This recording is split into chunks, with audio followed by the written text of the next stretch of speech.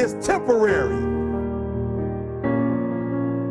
It may last for a minute, or an hour, or a day, or even a year. But eventually, it will subside, and something else will take its place. If I quit, however, it will last forever. And so every time something gets hard, you quit.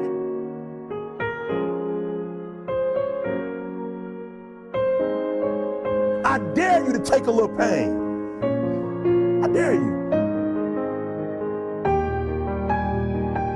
At the end of pain is success. Sometimes we have to ask ourselves, what's using my life?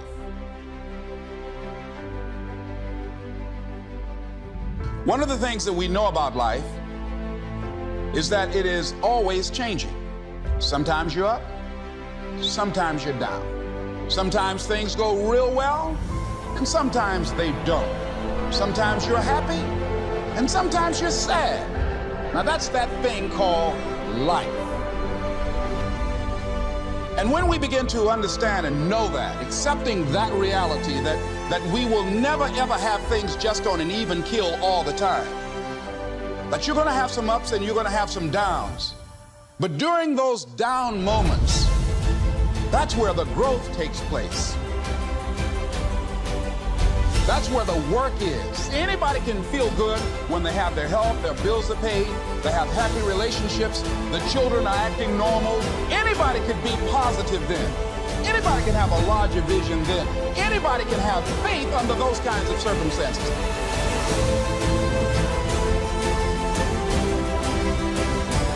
See, but the real challenge of growth, mentally, emotionally, and spiritually, comes when you get knocked down. How you handle it, that's where the growth takes place. It's a pleasure to be here to share a few thoughts with you. And I want to just share this up front. Number one, everything that I'm going to say, you already know it. Because of who you are as entrepreneurs, because of who you are, people who have goals and dreams that you want to achieve. And part of that process is being a student, of being a sponge, of learning everything that you can. So everything that I'm going to say, you already know it. Number two, everything that I'm going to say, you've heard it before. From other presenters who've come up and done an incredible job in sharing with you their experiences and the tools that you need in order to rise and to take your life and your business to the next level. Let's give all the presenters a tremendous round of applause who've come up and created value. And so I'm going to share some thoughts and ideas with you. And I just want to make it clear that as I share these ideas, just be open to the possibilities. And I must let you also know that, God has a sense of humor. I'm 70 years old and I have hot flashes. Seriously, I'm going through a decancering program and I have hot flashes. I travel with a fan and a blanket. I call them power surges. Okay, so at any time you see me perspiring a lot, I'm a Mickey Mouse fan, have a Mickey Mouse watch, and this is my little pat myself down, when I start perspiring. You got to have a sense of humor. Let us say together, have some fun. Yes. Now, the other thing is that I want you to think about three major goals that you'd like to achieve. Something that's important to you. I'm thankful to this industry. I'm thankful to Eric and Marina for the work they've put together, because were it not for this industry, I would not be who I am before, who I was. I would not be the person that I am now. Because of this industry, people like Glenn Turner, most of you never heard this name, Dare to Be Great, Holiday Magic, Best Line Products, Bill Bailey. Because of this industry, doing presentations, talking to people about a dream and how they can begin to step out of working for someone else to work for themselves, I had no idea that my life would be where it is right now. I don't know you, but here's what I know about you. based upon my own experience, that you have something special. You have greatness within you. Here's what I know about you. There's certain kinds of people who say yes when they're presented with this opportunity, because this is not for everyone. This is not for the faint at heart. This is for people who have goals and dreams that they want to achieve. When I became involved in this industry, that's where I was. I was born in the poor section of Miami, Florida called Liberty City, with a twin brother in an abandoned building on a floor. When we were 6 weeks of age, we were adopted by Mrs. Mamie Brown. I feel like Abraham Lincoln, who said, "All that I am and all that I ever hope to be, I owe to my mother." And my mother, she worked on Miami Beach. She cleaned homes, and she kept children, and she cooked for families. We ate the food left over from the families that she cooked for. These people were very kind and generous. They said, "Mamie, whatever food is left over after we eat, you can pack it up and take it home to those children that you have adopted." She kept their children, and we wore the hand-me-down clothes of the children that she kept. And as a kid, I remember walking around these big, beautiful mansions and said, "Mama, what is it, Leslie? When I become a man, I'm going to buy you a big, beautiful home, just like this." How many ever have someone in your life that you want to do something special for? Raise your hands, please. Very good. I'm going to share with you how you can make that happen. And I want you to think about goals in your personal life, and I want you to think about your financial goal. What is it? I want you to think about that financial freedom number. How much money do you want to earn that as a result of your earning that, it alleviates a lot of stress. As a result of earning that, it allows you to become debt-free. As a result of earning that, you'll be able to contribute to causes that you believe in and be able to take care of family members and be able to have more time for yourself and your family. I want you to think about your financial freedom number. You know, people say money won't make you happy, but everybody want to find out for themselves. Friend of mine, Rita Davenport, said money ain't important, but it's right up there with oxygen.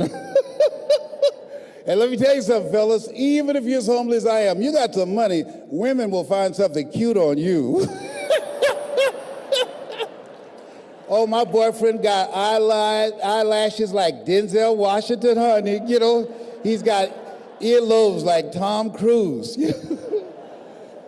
I used to be so broke, I'd walk past a bank and trip the alarm. Creditors would call the house and my children would answer the phone and say, "My daddy said he ain't home." Oh my God.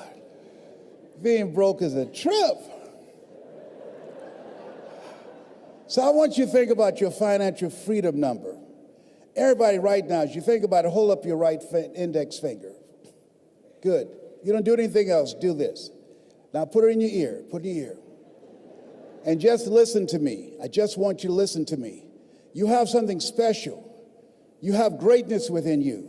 You have the ability to do more than anything you can ever begin to imagine. There's an entrepreneur in you. You have million-dollar ideas, billion-dollar ideas in you. There are people waiting to hear your voice. You have a vision of yourself doing more, achieving more, taking care of your family, making your mark, leaving a legacy. You will never be stressed or challenged financially. You were born to be rich. You know that it's in your DNA. You were born to be successful. Take your finger out. And the reason I wanted you to do that, I didn't want to go in one ear and out the other. You know?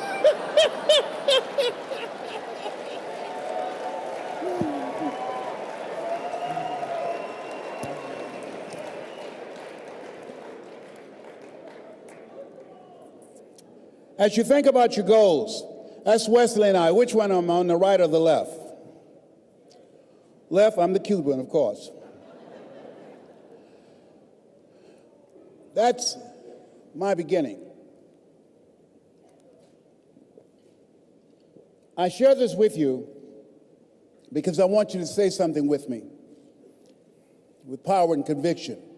Let us say together, it's not where you start, it's where you're going. There's some of you here who cannot afford to be here, but there was something in you that said, I can't afford not to be here. And you got here, you showed up. There was something in you that said, I've got to make this happen. There's something in you that said, there's a bigger life waiting for me, calling my name. There's something in you that says, I'm on my way to a greater life. Give yourselves a round of applause. Yes, yes, yes, yes. And whoever brought you in the business, make sure you find them and say thank you, because they saw something. They saw greatness in you. They saw something. They saw that it factor. There's something in you. There's another part of yourself that you will never discover unless you align yourself with positive, motivated people who have goals and dreams beyond working on a job where they pay you just enough to keep you from quitting. Beyond you're working just hard enough to keep from getting fired. There's something in you that says, I'm not going to go through life allowing somebody to control my financial future. There's something in you that says, I'm not going to work at a place where I have to go and ask for permission when I can go on vacation. There's something in you that says, I'm not mentally fit to work for somebody for the rest of my life. Give yourselves a round of applause. Yes. Yes. And think it not strange when you have goals and dreams that you'll face the fiery furnaces of this world. Be surprised that family members and friends and people who should be there to encourage you and to motivate you, that they will try and discourage you. They'll call it a pyramid scheme or some kind of get-rich-quick scheme. People who could help you out and won't help you out because they know too much about you and they don't believe, they can't see this new you. Don't allow those negative naysayers, the people who are suffering from possibility blindness, to stop you. Had I listened to them, I would not be standing here. Had I listened to them, I would not be traveling around the world, living my dreams and not my fears. There's something in you that says yes to your life, yes to a greater future. Give yourselves a round of applause. Yes, yes, yes.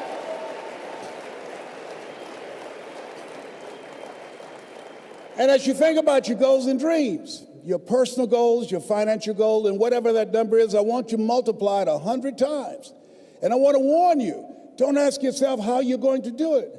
How is none of your business. My favorite book says, lean not unto thine own understanding. In all thy ways acknowledge him, and he shall direct thy path. There are things you can do that you don't know right now. So don't worry about how. That's none of your business. And I want you to think about your financial contribution, but also your legacy. What will be different? This stage of my life, I'm training and teaching people how to tell their story, how to make a difference in the lives of others, how to become an effective communicator. How many of you would love to do that? Raise your hands, please. It makes all the difference in the world, teaching people the techniques and strategies that I learned that allowed me to build an organization with hundreds of thousands of people. This stage of my life, I'm 70. Don't I look good for 70? Come on, yeah, absolutely. And I don't use mascara. I don't use dye to cover my hair because of the fact that I have an allergic reaction to dye, but I do use mascara. Yeah. My kids say, Daddy, you look distinguished with your gray hair. I said, at 70, I'm not trying to look distinguished. I'm trying to look young. Sometimes, Tony, you got to hook this up. You understand what I'm saying? Let me tell you something. Oh, my God. Yeah, people saying, I can't believe he's doing that. Now, you're going to need a paintbrush. You're going to need a... Let me tell you. I got to tell you this. I had to give this speech in the Georgia Dome called It's Not Over Till I Win. In fact, you just emailed me. Go to lesroundmotivation.com and you can see it free. So anyhow, at the end of my presentation, somebody was there and said, Mr. Brown, our speaker canceled on the last minute. Said, do you have enough energy to give another speech. And I said, no, I'm tired. It said, we can pay your full fee. I said, the Lord is able. You know, Red Fox said money can't buy you happiness, but it can make a big down payment, you know? So they took me over to the Georgia World Congress Center, Kim, and when I looked in the room, people were very close to the stage. And I said, can I go to the restroom for a minute? They said, yes. I went to the restroom, and I took my mascara out. I just sweating and perspiring, getting it all touched up. And so when I came in the room, the lady wanted everybody to know that she knew me. She said, there he is, Les Brown. And I walked up on the stage, and she kissed me on the cheek, and I kissed her on the cheek and left this big black smudge on her face. I didn't know what to do, so I just sat down. So the people down front started saying, there's something on your face. And she looked at me, she said, what are they saying? I said, I don't know. Finally, one nosy lady came down there, opened up her purse, gave her a mirror. Now, nobody asked her to do that. Getting in the Kool-Aid, don't know the flavor. She looks at me, she said, how did this get here? I said, I don't know, you think maybe this rubs off? So afterwards, when I kiss you, do not be alarmed. I now use waterproof Mademoiselle, all right? A brother's got to do what he's got to do. So I want you to think about your goals and dreams, your personal goals, your financial goals, growing your organization, recruiting more people, developing your skills as a communicator. I want you to think about your social contribution. Part of what I'm doing is teaching people how to tell their story, but also teaching people that you are more powerful than cancer. I'm a 19-year cancer conqueror because of God's grace and mercy. I think that doctors should never tell someone they're terminally ill. What they should say is, my knowledge and ability to help you has terminated. Now you need to explore some other options. At this stage of my life, I'm training people how to work with young kids. How many of you have children? Raise your hands, please. I'm teaching them how to develop their mindset, how to become effective communicators, how to begin to dress like a prospect and not a suspect, how to select friends that's an asset to them rather than a liability, in technology, how they can begin to use their skills and talents today rather than going out beating the pavement looking for a job. Teach them how to learn how to develop their own personal economy by doing what you're doing right now. And I believe that we can create a different future for our children when we work together to create communities of collaborative, achievement-driven, supportive relationships. And that's what you're doing here now. That's what Eric and Marina wanted to do, creating communities of collaborative, achievement-driven relationships. And as you think about your goals and dreams right now, let us say together, it's possible. Yes, say it again, it's possible. See, preparing to come up and speak to you, that was not challenging. But let me share with you what it took me years to do, was to believe that I can do it, given my circumstances. Born in an abandoned building on a floor, being adopted, if both my birth parents stood up now and said, hello, son, I would not recognize either one. Being labeled educable, mentally retarded when I was in the 5th grade, and put back from the 5th grade into the 4th grade, and fail again when I was in the 8th grade. Being raised in poverty, how you live your life is a result of the story you believed about yourself. And so being in the environment where I was born, that was my reality of being poor. I was stuck. How many of you ever been stuck? Raise your hands, please. And so as entrepreneurs, as leaders, I'm going to share with you what it is you do and the power of speaking. Write this down. Distract. See, when you as an entrepreneur, when you present the business, don't go in just trying to sell people on the business. No. What your goal is to sell them on a new story. How people live their lives is a result of the story they believe about themselves. When you show up, you do what Mr. Washington did for me. Write this down. You distract them from their current story. I'll never forget the gentleman I eulogized a few weeks ago when I first met him. He said, young man, go to the board to work this problem out for me. I said, oh, sir, I can't do that. Why not? I'm not one of your students. Look at me. Yes, sir. Go to the board and work the problem out anyhow. I can't, sir. Why? And the other students started laughing. He's DT.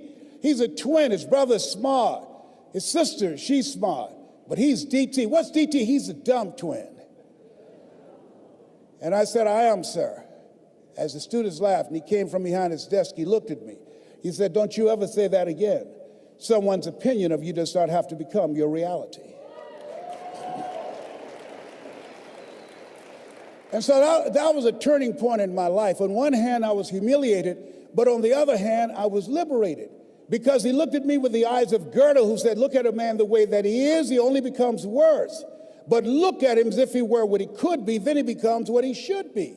And so when you approach someone about this business, what you're doing is you are interrupting their current story. And when they come to an opportunity meeting, or when you make the presentation of what the possibilities are and how they can change their financial income, you're dismantling their limited belief system and begin to allow them to become, as Mother Teresa would say, inspired. Distract, dispute, and inspired to become like a pencil in the hand of God and start writing a new chapter in their lives. You're selling them a story of hope. You're selling them a story of possibility. You're selling them a story of controlling their own personal economy. Give yourselves a round of applause. Come on, bring your energy level up.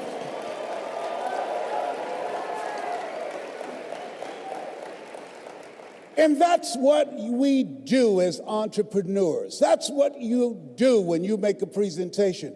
How important is that? That's major. That's major. More people died, according to the CDC, last year from, listen to this, suicide than from traffic accidents. People have lost hope.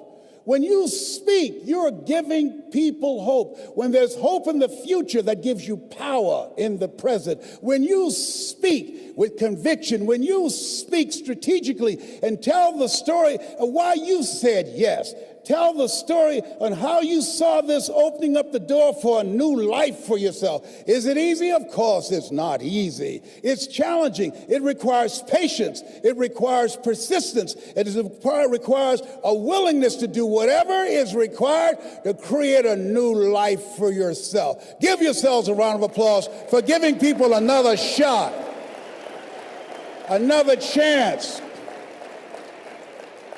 And see, I didn't do what I'm doing now for 14 years because I assumed I couldn't do it because I had never done it before. There are people who are going to tell you no. They're living off an assumption. They assume because they've never done it before they can't do it. Or they assume because they've been involved in the business before and things didn't work out, and so this won't work out.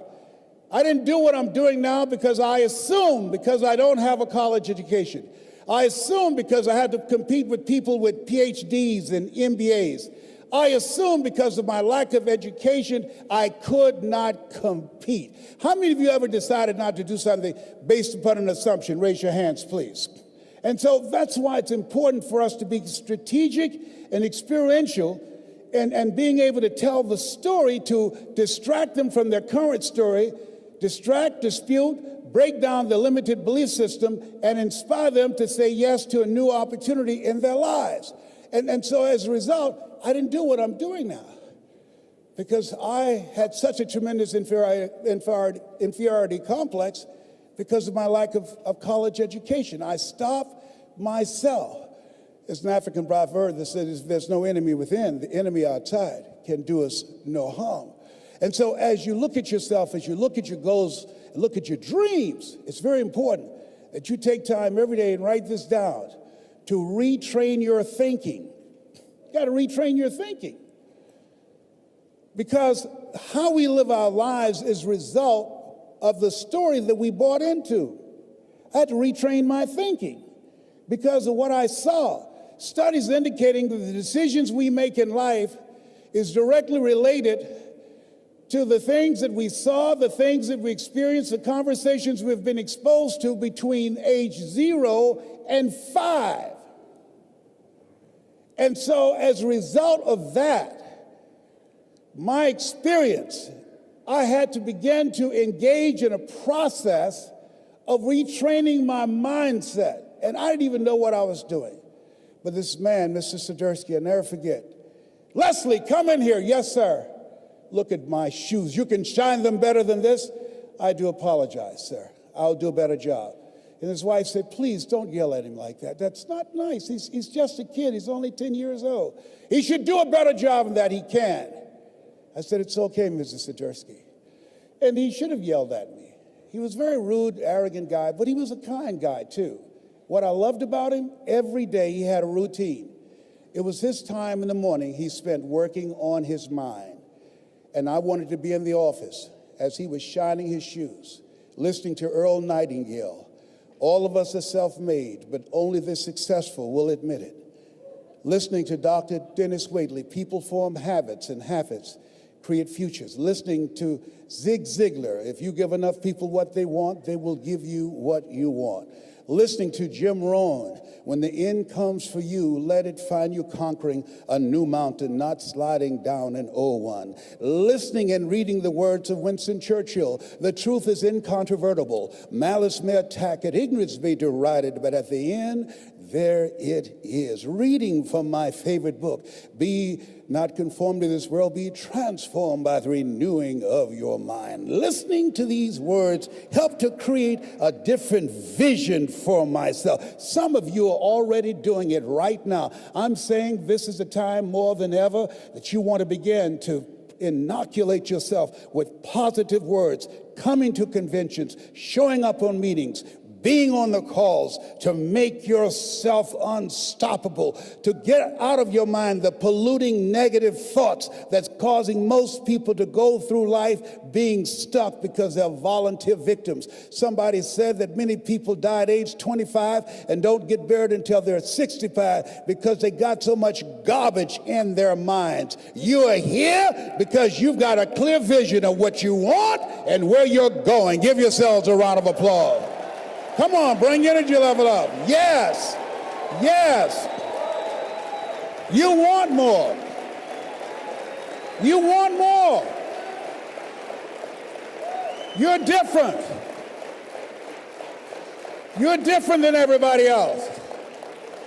Don't worry if they don't get it. Don't try and convince people to do this business. A person convinced against their will is of the same opinion still. You are not like everybody else. You can walk outside and find pigeons, but if you're looking for eagles, it's going to take you a minute. You are different. It's lonely at the top. How many of you know it's lonely at the top? Raise your hands.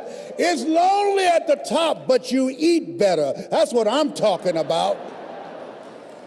You're different. One great entrepreneur said, I choose not to be a common man. It's my right to be uncommon if I can. I seek opportunity, not security. I do not wish to be a kept citizen, humbled and dulled by having the state look after me. I want to take the calculated risk, to dream and to build, to fail and to succeed. I refuse to live from hand to mouth. I prefer the challenges of life to the guaranteed existence, the thrill of fulfillment to the still calm of utopia. I will never cower before any master, nor bend to any threat. It's my heritage to stand erect, proud and unafraid, to face the world boldly and say, this I have done. You showed up because you're building a business that you can stand and say, I did this. I did this.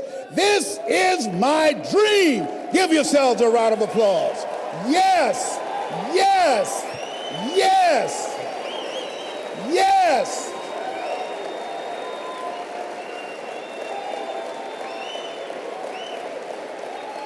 Yes.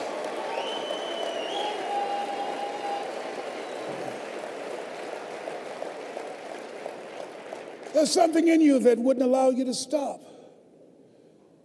Dr. Howard Thurman, he said there's something in each and every one of you that waits and listens to the voice of the genuine in yourself. It will be perhaps the only guide you will ever have. And if you cannot hear it, all of your life, your days will be spent on the ends of strings that somebody else pulls. And I say to you, the reason you showed up, even though you couldn't afford to be here, the reason you drove hundreds of miles, flew around the world, There's something in you, in your heart of hearts, that said, I'm not going to let anybody pull my strings. It said, I'm going to control my own personal economy. It said, I've got a dream I want to achieve. I want my children to have a choice of the kind of education that they want. That said, I am the captain of my ship. That said, I'm going to control my destiny. And whatever it takes, I'm willing to do the work. Give yourselves a round of applause.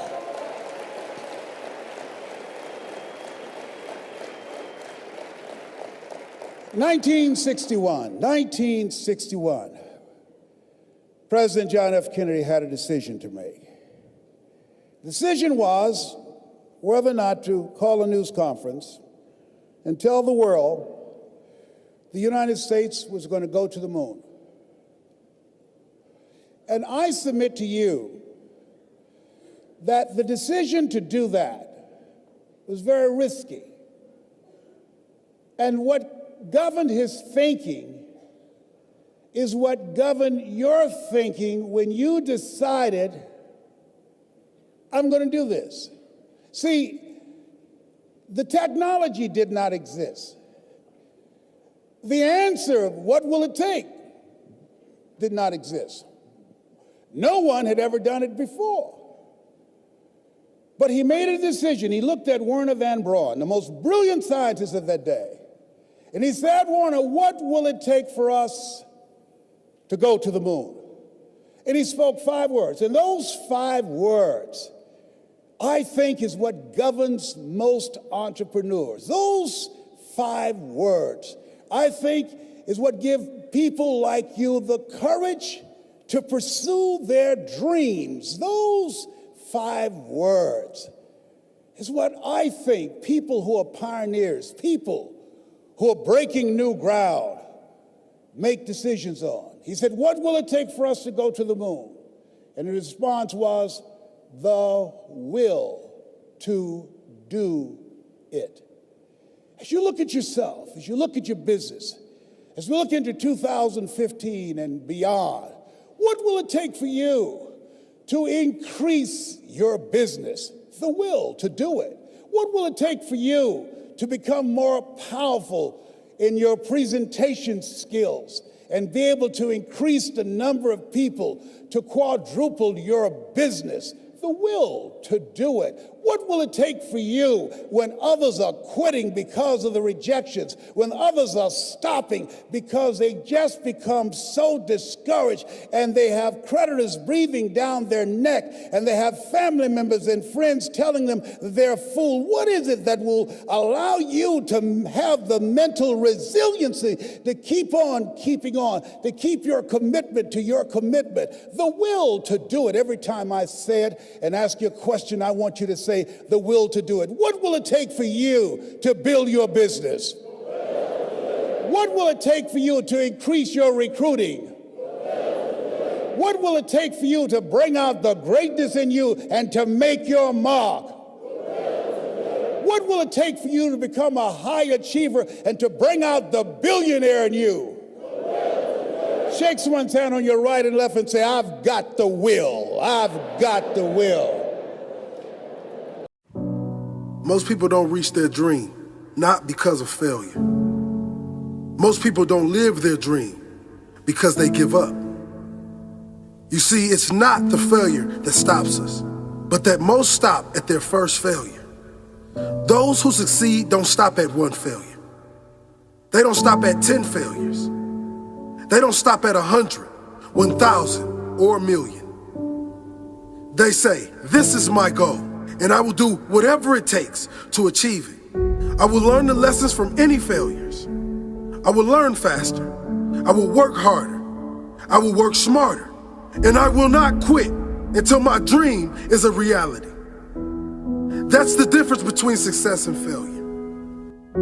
Failure is a massive part of being able to be successful. You have to get comfortable with failure. You have to actually seek failure. Failure is where all of the lessons are. You know, when you go to the gym and you work out, you're actually seeking failure. You want to take your muscles to the point where you get to failure, because that's where the adaptation is. That's where growth is. Successful people fail a lot. They fail a whole lot more than they succeed. They extract the lessons from the failure, and they use that, the energy, and they use the wisdom to come around to the next phase of success. Gotta take a shot. You have to live at the edge of your capabilities. You gotta live where you're almost certain you're gonna fail. The reason for practice. Practice is controlled failure. You're getting to your limit, getting to your limit, getting to your limit. You can't lift that, you can't do that, until you get to the point that all of a sudden your body makes the adjustment, and then you can do it. Failure actually helps you to recognize the areas where you need to evolve. So fail early, fail often, fail forward. Failure makes winners stronger. Failure makes winners hungrier. But it makes most give up. It makes most feel worthless. Winners don't enjoy failure, but they would never let failure stop them. Next time you encounter failure, you got to remember every great thing on this planet is here because the Creator learned what did work, but learned more from what did not work. When we are kids, we don't stop at failure. When we first learn to ride a bike, it's failure after failure. We get knocked down time after time, but we get up and push forward until we achieve our goal of riding the bike. But then we get old, and most of us get weak. We are too soft to get back on the bike. We come up with excuses. It must not be for me. No, you just soft. No, you just lazy. Tell yourself the truth. Get back on the bike. Learn why you failed, and make sure you don't fall again. Make sure you are stronger for having the lesson. You know, it's always a little bit frustrating to me when people have a negative relationship with failure. Fail early, fail often, fail forward. You're here right now at this moment because tomorrow you want to be somebody greater than the person you are today.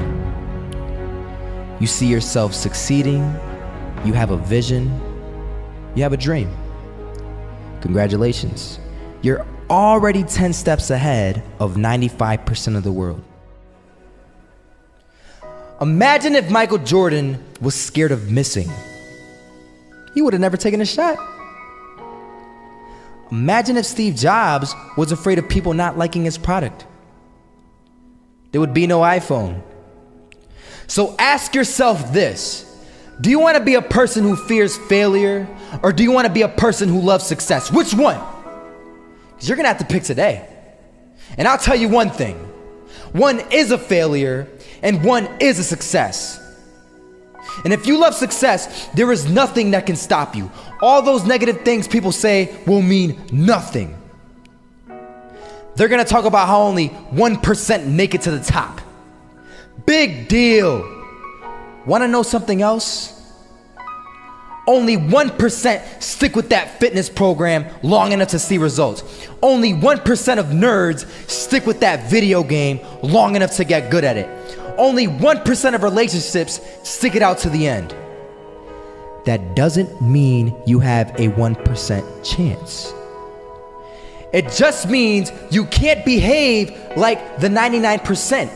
You'll have to do something better than giving up a month from now. Those are just numbers. You want to talk about numbers? Take a look around you and take a good look around you. Are you like 99% of the people around you? If you are, then you're in the wrong video, my friend. You have to love success just as much because that's what's going to allow you to get up and go for it. Being scared to fail won't do anything.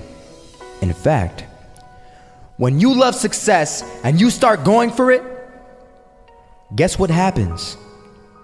You're gonna fail. You're gonna fail 10 times, 100 times, maybe even 1,000 times. But that's okay.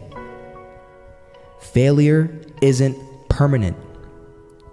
Falling isn't permanent. You get right back up and keep going. And this time, you're gonna be stronger, wiser, and you'll be more driven than ever. And for every 10 failures, you'll land one success. You have to love success so much that you're willing to fail 10 times before you can succeed once.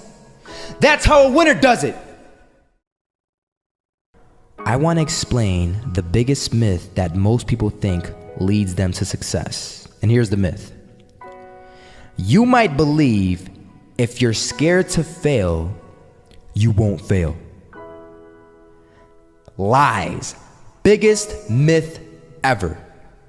And I believed it. You see, I always thought that being scared to fail in life would literally keep me from failing. I would look at the losers around me and I would say, sheesh, I never want to turn out like him. I really believed this train of thought would help me succeed. Until one day, I was walking down the street and I saw an old man. Had a hat, suspenders, and a cane. Was about 80 years old. This old man was barely walking. He could walk, but the cane helped a lot. He was struggling.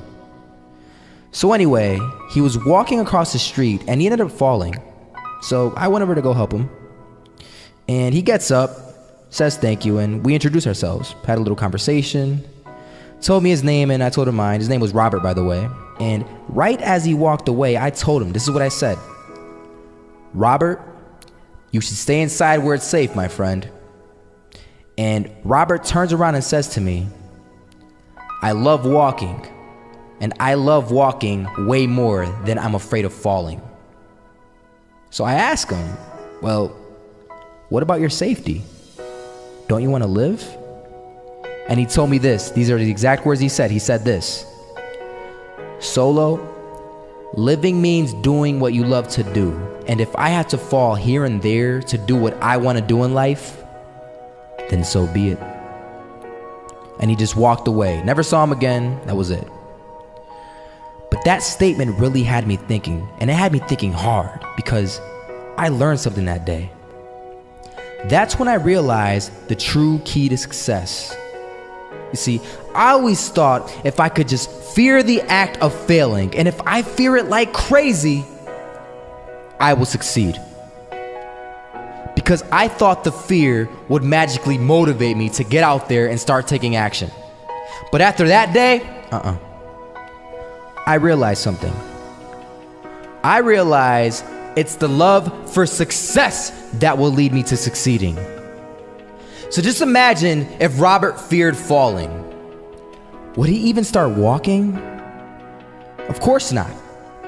He wouldn't even do what he loved to do. He would sit at home and take no type of action. But he loved walking. Wasn't even scared to fall. It gave him life. That's what allowed him to get up and do it. He loved walking so much, he was willing to fall 10 times a day just to do it. And you have to be the same. So the next time someone tells you, you're gonna fail, you know what you tell them? Tell them they're right. But you're not afraid to fail. You're not afraid to take action. You're not afraid to jump. You're gonna fail 10 times, but you know what? It's cool. Because on the 11th time, you'll succeed. Oh, you'll succeed all right. And it'll feel good. And while you're over here living the life of your dreams and complete happiness, guess where they're gonna be? That's right. They'll be failures, the real failures. Over there where it's safe, scared to fail. Ironic, isn't it? You know, a lot of people come up to me and they ask me, Marco, what is it that motivates you most? And to answer their question, I reply back with a question. I say, what if I told you that you had 1 week left to live, would you regret not pursuing your dreams, passions, and desires? Would you regret not living your life to the fullest? Would you regret not spending as much time with your family, friends, or loved ones? You know, Steve Jobs said in a speech one time that he used to wake up every morning, look in the mirror, and ask himself questions like this. And he said that if the answer was yes for too many days in a row, then he knew that he had to change something. And that should go for all of us. If you're living a life that you would not be okay with losing because you weren't able to do things you wanted to do, then now you know that you need to change something. Life is simply too short and unpredictable to not live exactly the way that you please. It is ridiculously unpredictable. It is possible that on any given day to die at any point throughout that day without ever being able to see it coming. You know, when I was 13, I had this teacher who was an absolutely amazing person. I'd known him for several years then, and he had 2 kids, a loving wife. He was a man of God, contributed to the community. He gave us everything that he had, and he would bike to school every single day. I always remember him coming to school on his bike, and one morning on his way to school, it was early in the morning, he was crossing an intersection. A reckless driver comes out of nowhere, hits him, he dies on the spot, on the moment of impact. His death taught me so many valuable things in life, and one of them being that it went on to show that no matter how much you don't deserve to die, and no matter how good of a person you are, and no matter what your situation is, no matter anything, it goes to show that death is inevitable and random, and it will eventually consume each and every single one of us, whether it's in 50 years, in 10 years, next year, or even tomorrow. You cannot control it. The people around you cannot control it. As long as you're at the wrong place at the wrong time, your whole life could disappear in the blink of an eye, along with everything you wished you could have done. Whether you're walking down the street, whether you're stepping into the elevator, whether you're walking down the stairs, whether you're just existing. Listen, you'll see people from nowhere die of a heart attack. Gone. No family history, no symptoms, no causes, nothing. It happens, and that's the cruel life that we live in, and it's something that we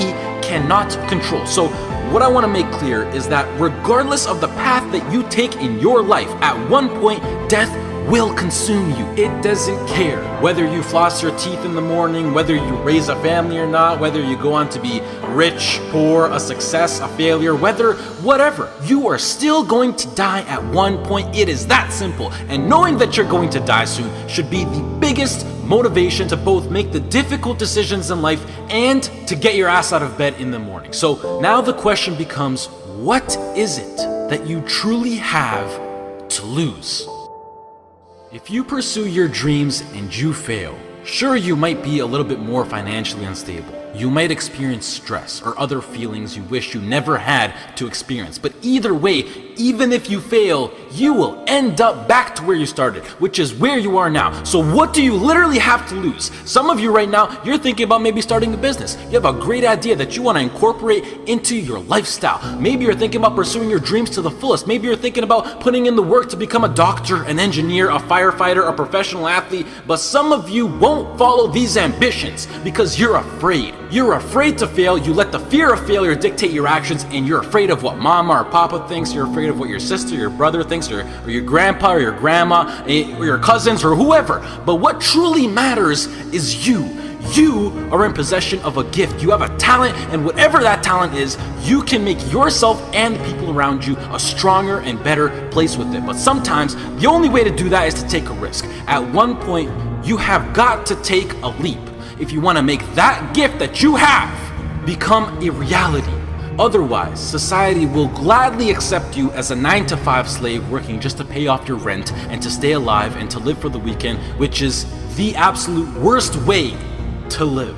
If you don't jump, believe me, if you don't pursue your gift, you will live a life full of regret, and your gift, your dreams, everything that you ever had to offer to the world will die with you. From first-hand experience, I am pissed off at myself. I am pissed off, and I regret so much in my life. I can't even fathom explaining it. Not about what I've done, but what I haven't done. all the opportunities that I turned down and all the chances that I never took just because I was afraid or because I was worried about what other people think. And I officially decided to sit down. I sat down for weeks. I didn't just think of what I'm saying right now. I didn't think of it overnight. This is months. This is months of thinking, and I just sat down and I just wrote. And after comparing the randomness of death versus the chance of you failing while relentlessly pursuing your dreams versus the chance of you living a terrible life because you failed at pursuing your dreams versus just calling it a day right now and living a traditional Western world lifestyle versus everything you can think of versus absolutely everything. And I can gladly say that right now, as of this moment right here, I would rather live each day as if it were my last and take every risk possible in these sacred moments that I have on earth now to make myself as successful and happy as possible than to be sitting in my deathbed when I'm 90 years old regretting not taking a chance and thinking about what my life could have been if I just jumped when I was 18 or when I was 15 or when I was 22, because tomorrow is not a promise. I would rather die trying to live my dreams than to live a longer life filled with regret. Life is too short and too unpredictable to live it. I've seen it firsthand. It is not worth it to live it safe, basic, and traditional. But do you know why most people choose to live that safe life over taking risks in their life? I mean, there's a pretty good argument not to. Why would you? Why would you take a risk that puts you through stress, puts your family through stress, makes you lose sleep, makes you lose time, makes you put in the extra work, makes you take ridiculous chances that are 1 to 1,000? You know, but before I even continue, the fact that I'm even sitting here and talking is astonishingly ridiculous on its own. The chance of you being born is 1 to 400 trillion. That number is so big you cannot even wrap your head around it. But okay, what I wanted to say was that the reason why people don't want to take these risks is because right now they feel like they got a lot to lose and that their current situation is relatively nice. And most importantly, right now, they are comfortable. They got used to living basic within society standards, being with their friends every now and then, being well rested. They got comfortable. And when you get comfortable, you don't want to move. And that comfort zone, I like to call it the danger zone, because this comfort zone will persuade you to stay in there for as long as possible. And it is, I know how it is. I know the comfort zone. It is so convincing. It is so hard to escape comfort. I know. And as it persuades you to stay in there, you will literally, unconsciously, see, I'm so serious when I say this, you will literally see your whole life go right by you. And the main reason that I'm serious about this now is because I am pissed off for greatness. I want to move mountains. And like Ray Lewis once said, if you're not pissed off for greatness, then you're okay with being mediocre. And I am definitely not okay with being average. And I don't think anyone should be. But anyways, to address why I'm even talking about any of this at all in the first place is because I recently got an offer to move out to Los Angeles, California to live with 2 other entrepreneurs as a content creator and media influencer. And it makes me sad because it's opened up my eyes to see what I truly have in store for me, what's waiting for me out there in the future. And it's just a tiny glimpse of what I'm capable of achieving within my short life. However, I doubt that I could get the right legal paperwork done in order to move to the US to work for a job such as YouTube, which is really not in control of the government. And the last thing that I want to do is to go to the US to work in a legal job as an illegal immigrant. So as of this moment, I feel like I have to pass up yet another opportunity. And it makes me feel like I just keep letting my dreams slip from my hands once more. And now that I've seen the reality of what is possible, this house in LA next to the beach on California with a huge city, great weather, and working a job that I would absolutely love and live for with people who share the exact same dream and vision, it has me thinking like, hell yeah, I would gladly die chasing this dream relentlessly than never chase it at all and play it safe and being trapped within my own mind of thinking about what my life could have been. I hope to do more videos like this where I speak because they're really like a therapy for me, and it helps me get my mind off things, and hopefully some people can be influenced by what I'm actually saying. I would also like to say that I think education is extremely important and plays a crucial role into bringing success into your life, and that knowledge is power. The best thing in life is to always have a backup plan and take into consideration what if something goes wrong. And it's something that every role model that I look up to tries to enforce, but I feel like education will always be here for me to come back to, whether I'm 20, 25, 40, or whatever. And I think that I have an amazing idea, vision,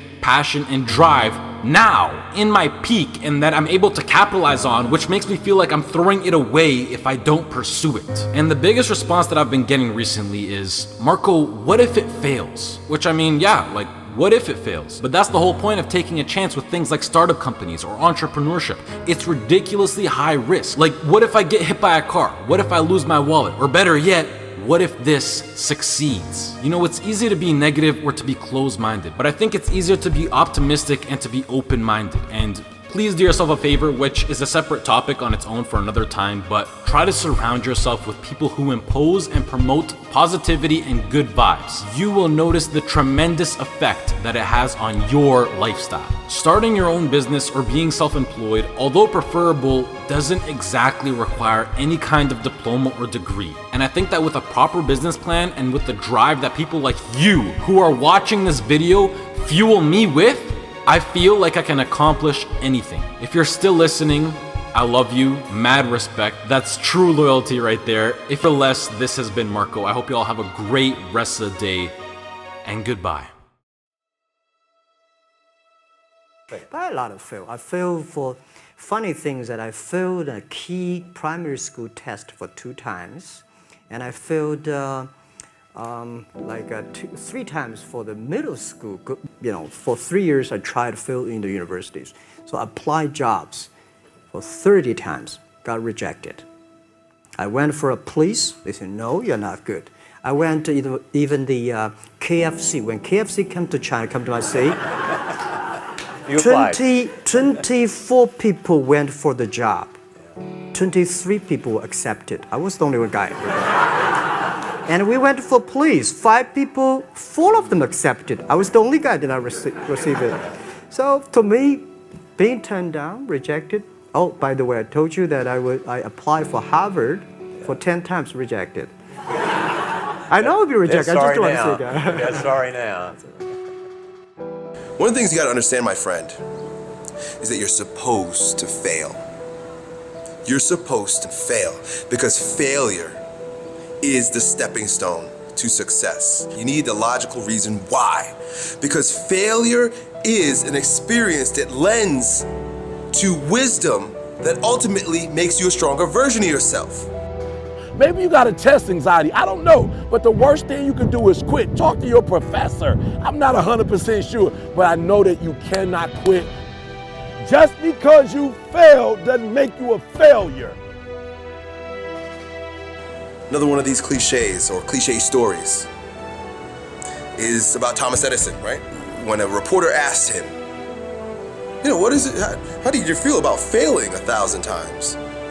And he said, no, I didn't fail 1,000 times. I just found 1,000 different ways that it wasn't going to work. And that's what's happening with you. But every time he found a way that didn't work, he was adding to his journey. He was growing stronger. He learned something. He discovered something. You are discovering something about yourself, and you're exercising your character every time you get up and try something, move in the direction of something, even if you don't get the thing. It's not about the thing. It's not about making the basketball team. It's not about making $1 million, and it's not about the light bulb. It's about what you learn along the way, who you become along the way, and you're on the journey. And guess what? The journey's hard. The journey is riddled with failure, and that's why most people don't do it. Most people aren't willing to get on that journey because they're afraid to fail. You, my friend, have failed. Congratulations. It's the greatest thing that ever happened to you because it shows that you're alive, it shows that you did something, and it shows that you're growing stronger. Now go and fail again, bro. I hope you guys that watch these videos, I hope you go and fail 1,000 times. Keep going out there and failing. You know what that means? Every time you fail, it means to me, it tells me that you're doing something. See, a lot of people, because they don't want to make any mistakes, it takes us to the next level. A lot of people don't want to fail. Fear of failure, fear of success, and guess what else? Fear of the unknown. You know what Winston Churchill said about courage, Pat? He said, courage is the ability to go from failure to failure without losing enthusiasm. So you want to courageously hold on to your dream and not lose enthusiasm. A guy in Los Angeles, all over the front page of the newspaper, he just passed the bar after taking it 48 times. He had more than enough reason and excuses not to take it. His son has a law firm. He could have been a legal assistant, a clerk, and people all of a sudden used to laugh at this guy. He was a laughing stock. People will do that too. You know, people talk about John Kennedy Jr. failing the bar. Did you read in the newspaper that he passed? I didn't see that, but did they make a bigger deal about him passing as they did when he failed? No, you know why? People like to see you fail. They like to see that. People are like that. I don't know why it's set up like that. I was on the expressway, traffic was jammed up. You know what was happening? It was an accident. But people pull over to the side to get out of their car to go look, to see somebody else's suffering. That's why talk shows are so popular. So people like to hear other people's misery, get it caught up in that. Then they go magnify it in their own lives because that's all they focus on. Who decided it doesn't matter how many times I fail. I'm going to courageously pursue it. I don't care what people say. I don't care what they think. This is something that I want that gives my life meaning and value. If you constantly remind yourself after every defeat, after every setback, every time you get knocked down, I've got a saying, if life knocks you down, try and land on your back, because if you can look up, you can get up. See, a lot of people, because of failure, they stop believing. Let me share something with you. You will fail your way to success. Yes, 8 out of 10 millionaires have been financially bankrupt. You will fail your way to success. It doesn't matter how many times you fail. It doesn't matter how many times people tell you that you can't do it. It doesn't matter if you don't have a dime in the bank. You will fail your way to success.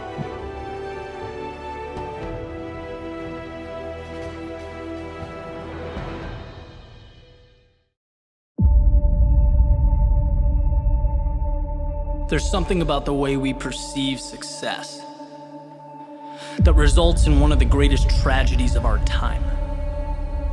And that's the belief that successful people, the ones at the top of their game, that talent is what punched their ticket, that destiny brought them to the finish line. And that's wrong. It's wrong because it takes the journey, the struggle, the scratching and clawing that it took to get to the top of the mountain and throws it out the window. It completely mitigates what's most important. In the real world, the one we are living in, it doesn't matter who you are never entitled to a result. Victory is a product of the fight.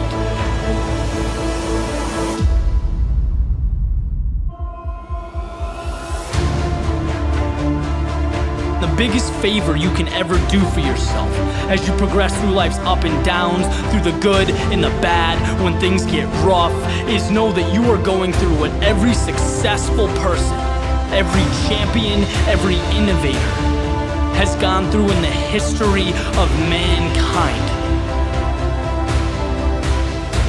Struggle is beautiful. It's a sign that you are in the midst of what separates great from average.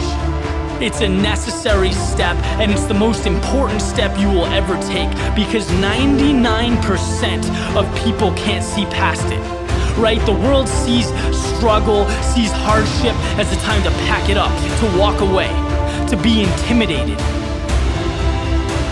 But the best, I'm telling you, they look at struggle differently. Just like you can't get fit without blood, sweat, and tears at the gym. You can't make deals without the hustle. You can't make things happen if you don't move forward in the face of adversity. When the word no is staring you in the eyes, it's all part of the process. Winners walk on. If you want something bad enough, you know that being uncomfortable is an ingredient. If you want to be the best, your mindset has to reflect the best, right? Let others focus on the tip of the iceberg. You know excellence lies in everything underneath the surface, in what cannot be seen. So take mediocrity and make it excellence. Take what's yours and hold it up for the world to see. Because what hurts now in the present is the very same thing that will transform your life down the road.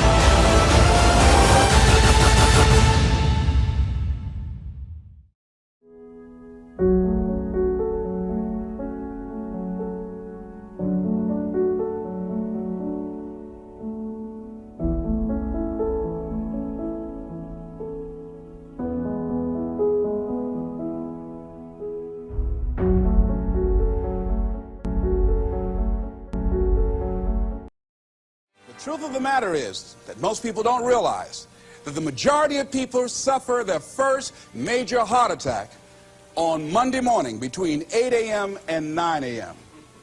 People getting ready to go to jobs that they don't like, jobs that are making them sick. What is it that you could love doing 7 days a week that'll bring a smile to your face? You've got to start saying yes to your life. You've got to start saying yes to your dreams, yes to your unfolding future, yes to your potential. You know, every year I used to say, this is my year. But ladies and gentlemen, one good year won't be enough for me. How many of you can use a good decade? Raise your hands, please. Fantastic. All right, now, here's what I want to do. I want to share with you how you can begin to make this your decade. How many of you know within yourself, if you ask yourself the question, have I done all that I'm capable of doing or being and living up to my potential? How many of you have to really answer, no, I have not done all that I can do? Raise your hands, please. Okay, very good. Now, here's what we know. That people don't do what they know in life, but what they do is they operate within the context of the vision they have of themselves. So what I want to share with you is how to begin to get a larger vision of yourself and how to begin to make this your decade. Because in order to do that, it's going to be very challenging. It's going to require a lot of work on your part, an ongoing process of personal and professional self-mastery. And it's going to require that you begin to see yourself worthy of the requirements in terms of effort, in terms of commitment, in terms of action, in terms of preparation, or whatever it is that you need to do in order to take your life where you want to take it. So one of the first things I ask you to do is I want you to look at your life right now. And think about something that's important to you, something that gives your life a sense of value. Think about something that you'd like to have, or something you'd like to create for you or your family or for society. I want you to hold this thought in mind. Now, one of the first things I want you to do is don't worry about the inner conversation that you're going to have. Don't worry about how you're going to do it. That's going to come. You're going to develop a plan of action. You will find the way. You'll become the kind of person that can attract the people, the resources, and everything you need in order to make that become reality. But I want you to be mindful of your inner conversation. I remember once I was sitting in an audience and Zig Ziglar, who I consider one of the greatest motivational speakers on the planet, he was giving a speech. And I was out in the audience and I saw him going back and forth, and within myself I said, I'd like to do that. I can do that. And I leaned over to the guy next to me. I said, how much do they pay him to do that? And he said, $5,000. I said, I know I can do that. And I admired him. And then on the way home, when I was driving from Tampa, Florida, back to Miami, Florida, my inner conversation kicked in. And it said, Les Brown, you can't do that. You don't have a college education. Les Brown, you can't do that. You don't have the money. You don't have the contacts. You've never worked for a major corporation. What makes you think that you can make more in 1 hour talking than you've made working for a whole month? Now, I want to ask you a question. How many of you have ever thought about something you wanted to do and you talked you out of it? Raise your hand, please. That inner conversation, ladies and gentlemen, is the reason that most people take their greatness, take their ideas to the graveyard with them. You know, the wealthiest place on the planet, a minister said recently, and it was so true, is not the gold mines in the various areas of the world or the diamond mines. The wealthiest place on the planet is the graveyard. Because in the graveyard we will find inventions that we never ever were exposed to. Ideas, dreams that never became reality, hopes and aspirations that were never acted upon. Because most people allow that inner conversation, for whatever reason, that keep them from ever pursuing their goals.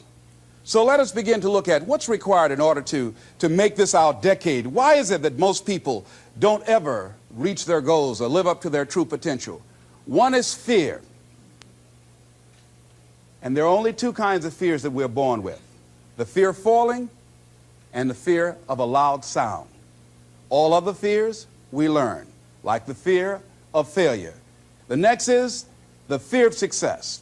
That's one of the major challenges I had to deal with.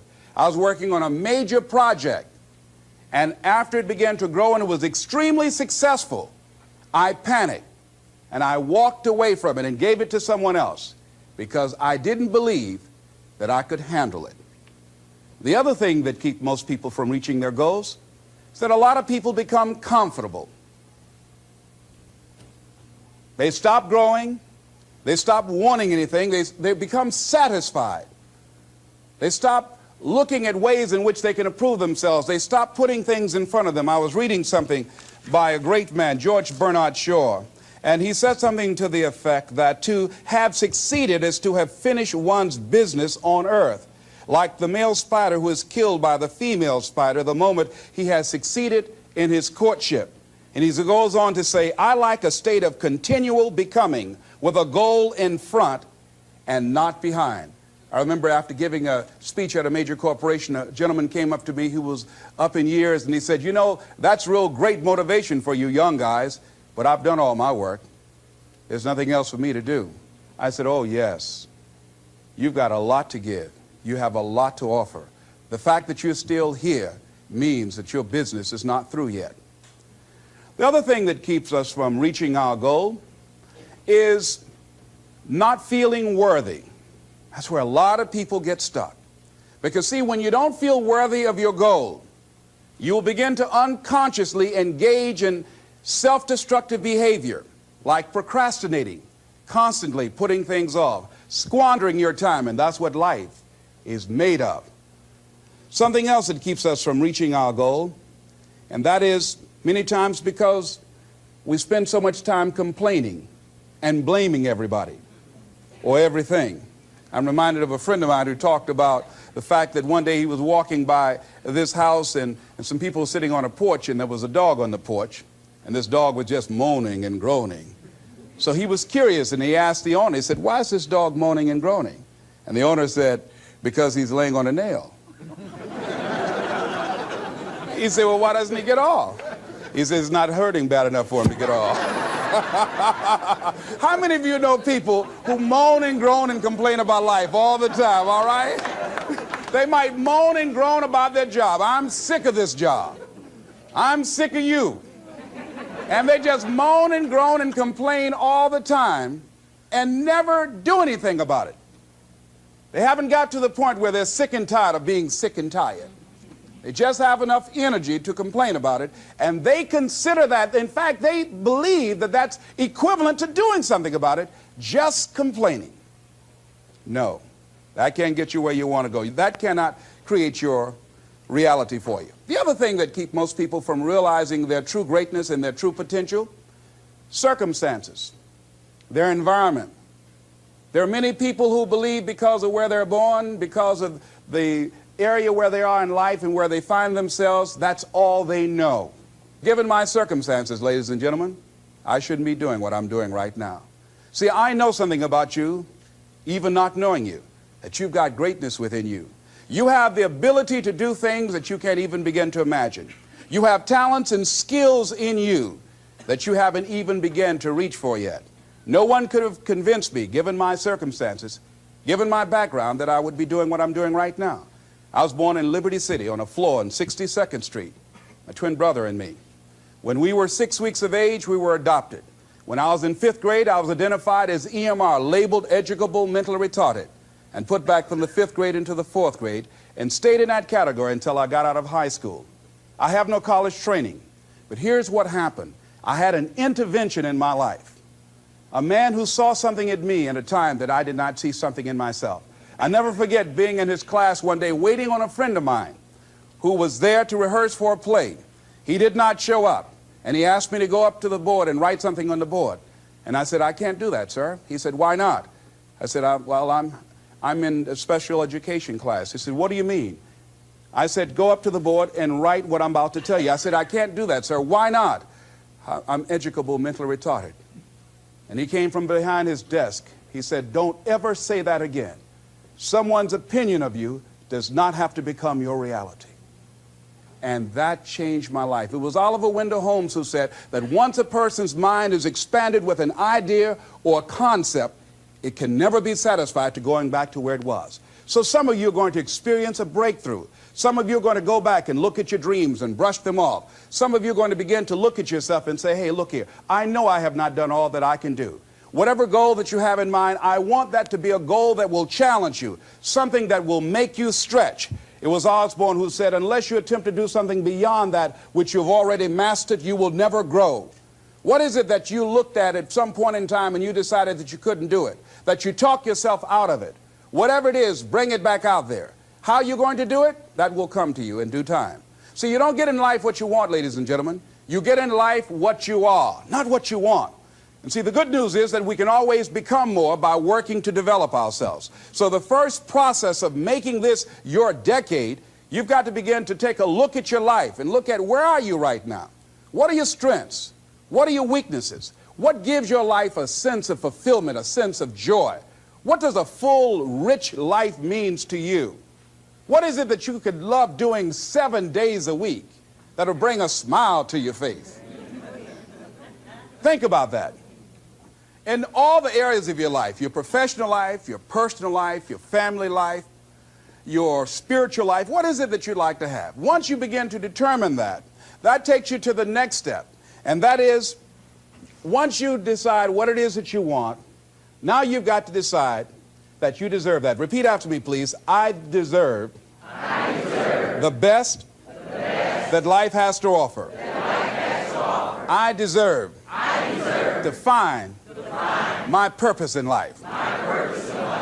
Shake somebody's hand on your right and left and say, find your purpose.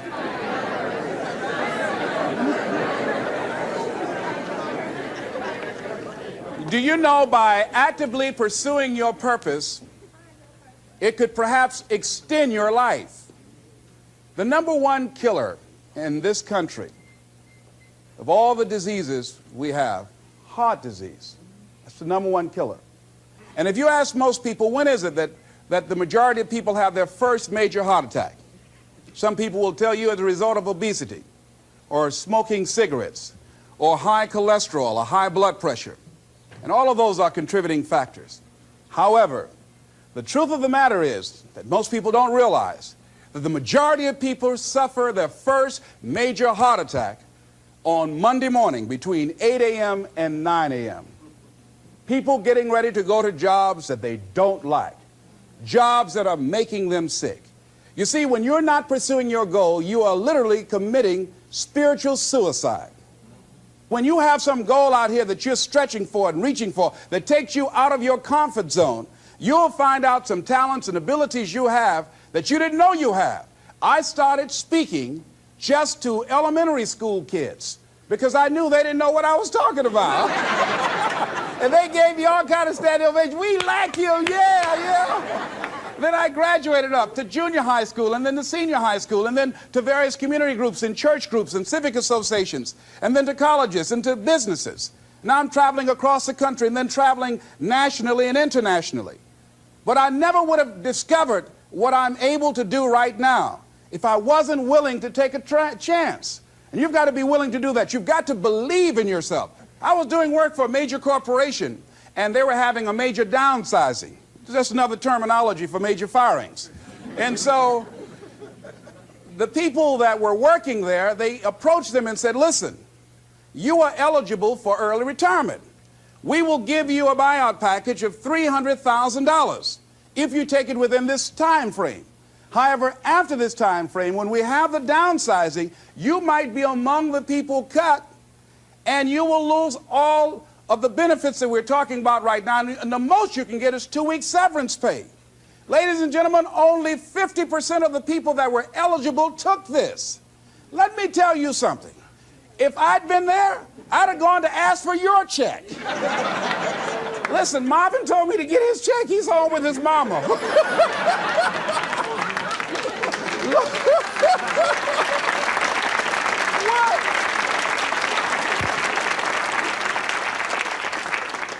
I would have taken that money so quick and had other people checks.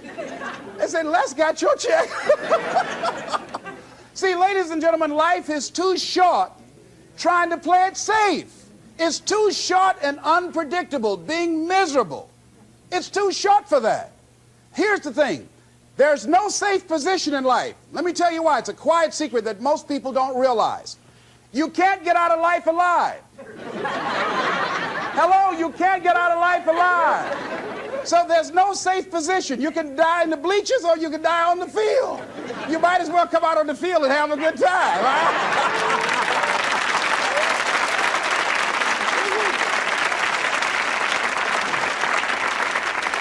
So if you want to make this your decade, you've got to decide to be bold. See, you got to be bold in life.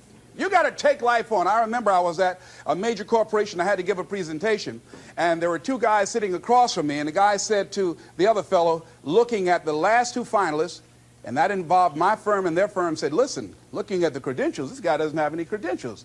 We have an advantage here. We've got 2 PhDs between us. I got up and I went in the bathroom and started talking to myself. I said, Les Brown, what do you care about their 2 PhDs? You have 6 children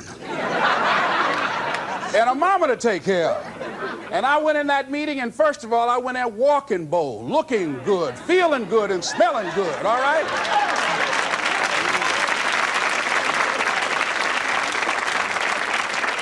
And I sat across that table and we started negotiating, and I operated in a spirit of absolute certainty. I looked at them as if the only reason that they were born was to give me that contract. They survived 1 out of 9 million sperms to carry out this transaction.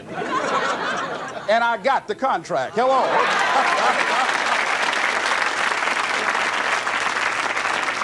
So you've got to decide to be bold. Most people go through life trying to creep. No, no, no. Trying to be casual about it. No, no, no. You go through life being casual, you'll end up a casualty. No. You've got to be bold in life. You've got to take life on. Now, here's something else. You must be positive. See, a lot of people, when things don't happen when they want it to happen, they become negative, and they turn out and start projecting a lot of negative energy. No, no. You've got to make a conscious, deliberate, determined effort to be positive. Because, see, when you know within yourself things are going to work out for you, when you know within yourself that some way, somehow, you're going to make it, and these are just some of the hoops you've got to flip through in order to get there, it's okay. Have a friend who went to get a job, and the people didn't hire him. He was so negative. Well, hey, to hell with you then. Wait a minute. They just don't have a job today.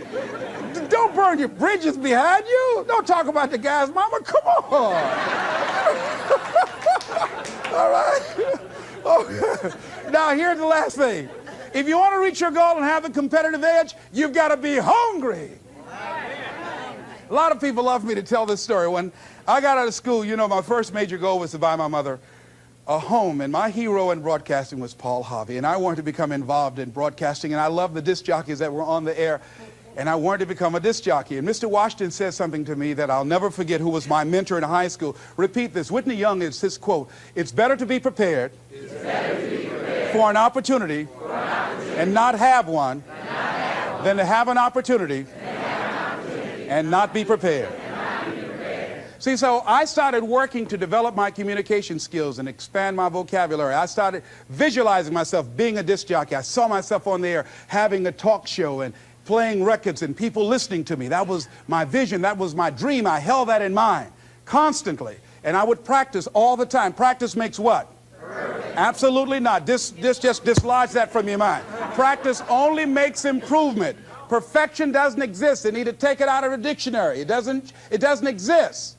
Practice only makes improvement. You can always better your best. You have not done your best work yet. As long as you're here, you have a chance to transcend yourself.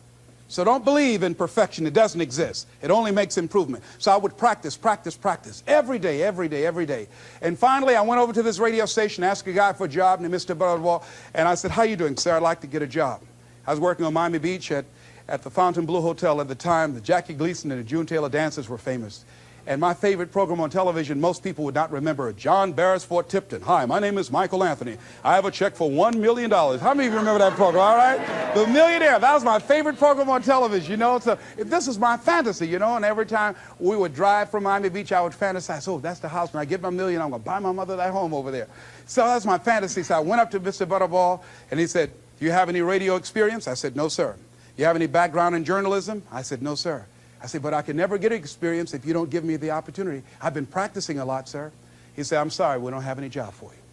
I said, thank you, sir. He didn't know my reasons for being there. My reason, I wanted to use radio as a means to earn the money to buy my mother a home. I went back to the radio station again. I said, how you doing, Mr. Butterball? My name is Les Brown. I know your name. Didn't I just see you here yesterday? I said, yes, sir. I said, y'all have any jobs here? Didn't I tell you yesterday we didn't have any jobs? Yes, sir, but I thought maybe somebody got fired or resigned. I didn't know so. I went the next day. How you doing, Mr. Butterball? He said, yes.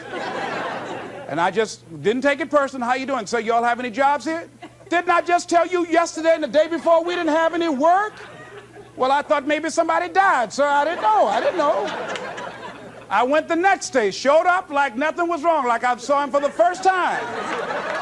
How you doing, Mr. Butterball? Y'all have any? He said, boy, make yourself useful. Go get me some food. I said, yes, sir. See, many times when you want more, you've got to be willing to pay your dues. So I became their errand boy. I would get their lunch and their dinner and all kind of food for them. After a while, I would take the food to them in the control room, and I would not leave until they would ask me to, and I'd watch them working the controls, and I'd memorize their hand movements. And pretty soon, they would trust me with their cars to go pick up entertainers that came into town, entertainers like Sam Cooke, Dinah Ross and the Supremes, the Four Tops and the Temptations. I would drive them all over Miami Beach in the disc jockeys' cars. I didn't have any driver's license, but I was driving like I had some.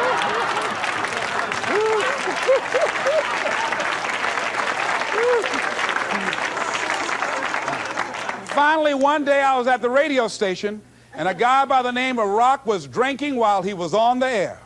It was a Saturday afternoon. I was the only one there. None of the other jocks were available. And I was looking at him through the control room window, saying, drink, Rock, drink. Drink, Rock. I'd have gone to get him some more if he'd asked me to. Drink, Rock. Pretty soon the phone rang. It was the general manager. I said, hello? He said, Les, this is Mr. Klein. I said, I know. He said, Rock can't finish his program. I said, I know. He said, would you call one of the other DJs to come in? I said, yes, sir. I hung the phone up. I said, now he must think I'm crazy. I called my mom and my girlfriend, Cassandra. I said, y'all come out on the front porch and turn up the radio. I'm about to come on the air.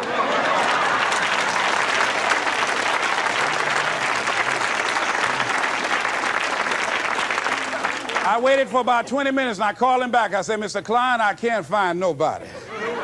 He said, young boy, do you know how to segue the records? I said, yes, sir.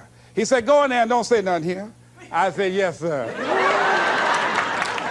I couldn't wait to get behind those controls. I put the headphones on. I said, look out, this is me, LB, Triple P, Les Brown, your platter playing Papa. There were none before me, and there will be none after me. Therefore, that makes me the one and only. Young and single and love to mingle, certified, bona fide, indubitably qualified to bring you satisfaction, whole lot of action. Look out, baby, I'm your love man. I was hungry.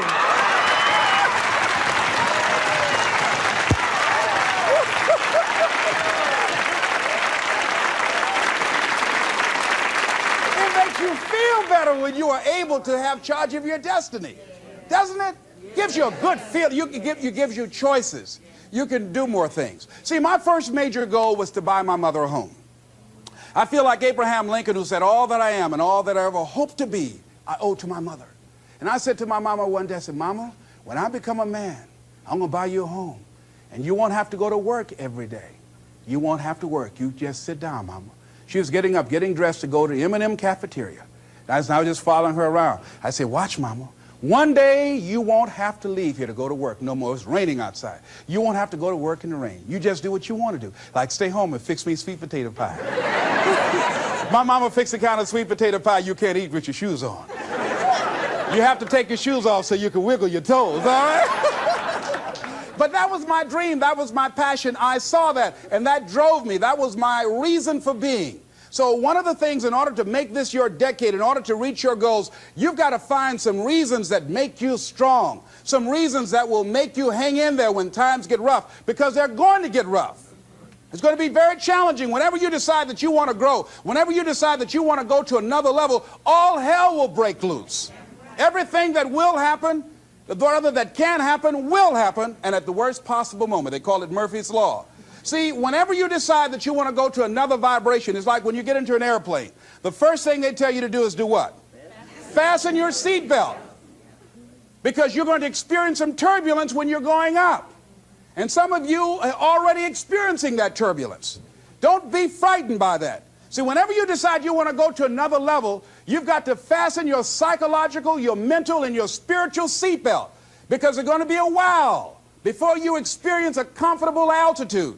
You're going to get there. It's there. But you've got to go through this phase here. This is how you grow. This is how you develop. See, life is like a roller coaster. Sometimes you're up, sometimes you're down. Sometimes things go well, and sometimes they don't go well.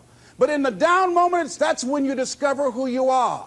During the down moments, see, in this prosperous time, you put it in your pocket. In the lean times, you put it in your heart. And that's when you discover who you are.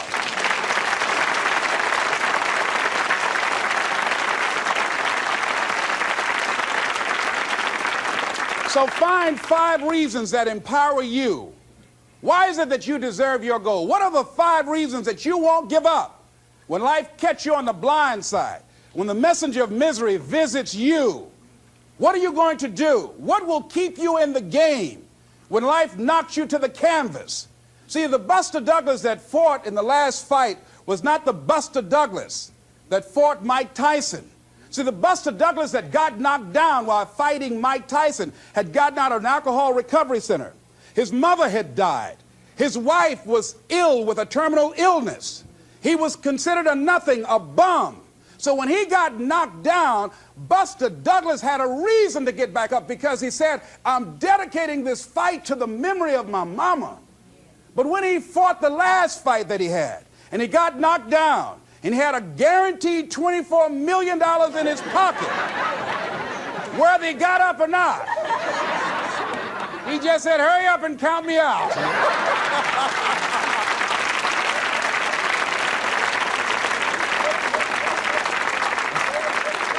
And I don't blame him. Why get hurt? Say, no, why'd you leave so soon? Somebody's about to get hurt, me. So you've got to have some reasons that when life knocks you down, and it's going to. Hello, it's going to knock you down. When people disappoint you, and that's going to happen. When they betray you, and that's going to happen. When they lie to you, and that's going to happen. When they say, oh, you can count on me, and they won't show up, and that's going to happen. When you want to throw in the towel and give up yourself, and that's going to happen. When life collapses on you and catch you on the blind side, and drop you to your knees and start choking you. You got a dream? No, I ain't got no dream. And that's going to happen. What reason can you remember that you can call on, that you can reach on, that can make you get back up? Find that reason. Because when life had knocked me down, I said, life, I'm doing this because I want to make my mama proud of me. I'm doing this because I want my children to have a better life than what I had. I'm doing this because all my life I've been told I'd be a loser, that I wouldn't make it. All my life I heard people say, Mamie, take them back to the welfare department. I'm doing this to make them alive. I believe like Frank Sinatra, he said, the best revenge in life is massive success. I'm doing this so I can become massively successful. And with that kind of courage, with that kind of affirmation and reason to empower me, I got a saying that when life knocks you down, try and land on your back, because if you can look up, you can get up. All right?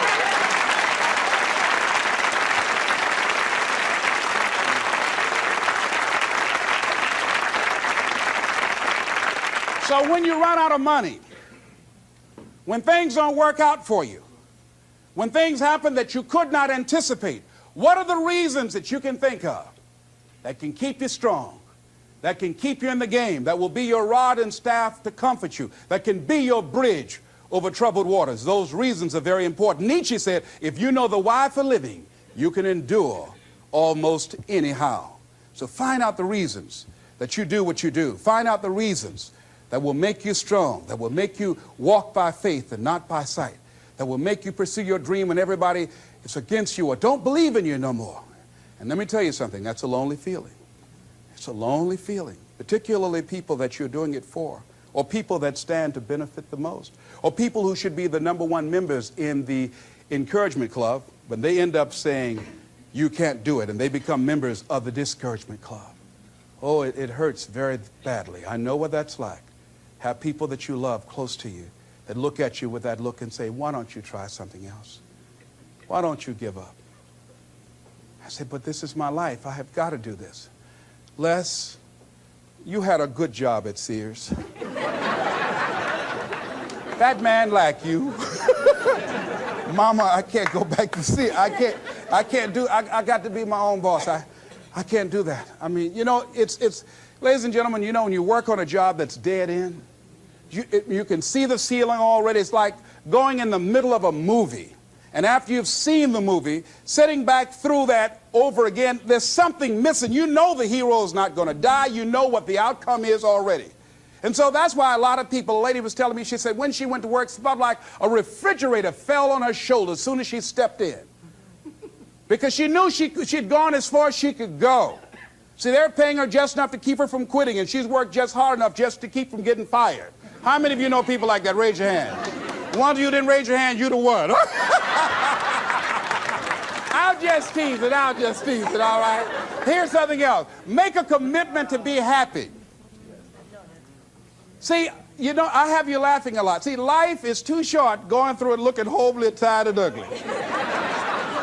Sometimes we take life too seriously. Oh, no. Make a commitment to be happy. Find little things just to get tickled about and laugh. Find ways to be happy in the moment. A lot of people say, well, I'll be happy when I pay off all my bills. No. I'll be happy when I get my divorce. Oh, no. I'll be happy with the children gone. Oh, no. You want to be happy now. See, there are no guarantees. No one say you're going to be here 2, 3, or 4 years from now. So you want to be happy right now, in the moment. Repeat after me. I must make a commitment. To be happy. Right now. Right now. Is all I got. Shake somebody's hand on your right and left and say, you deserve to be happy.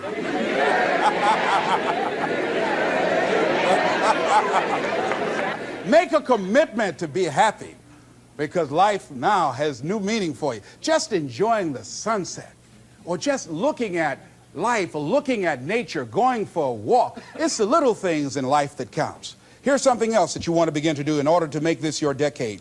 You want to begin to get all the toxic people out of your life. Hello? Energy drainers, get them out of your life. See, ladies and gentlemen, it takes a lot of energy to reach your goal. It takes a lot of emotional, mental, and spiritual energy to reach your goal. And you can run faster with 100 who want to go than with one around your neck. So there are two kinds of relationships. Sid Simon talks about this. Nourishing relationships and toxic relationships. Nourishing relationships are the relationships that inspire you. They motivate you. They bring the best out of you. Toxic relationships are relationships with people that always criticize you. All they can do is find fault. All they can do is just exploit your weaknesses. All they can do is remind you of the mistakes that you've made in the past. These people are bad for your health. Toxic people can run your blood pressure up. One apple can spoil a whole barrel. One negative energy drainer can spoil your whole life. I know people whose lives have been ruined because somebody wasn't good for them. See, there are some people that aren't good for you. Hello? They aren't good for you. You've got to get them out of your life. See, a lot of people put up with a lot of foolishness because they don't want to die by themselves. Here's what I believe. I believe in a one-to-a-box theory.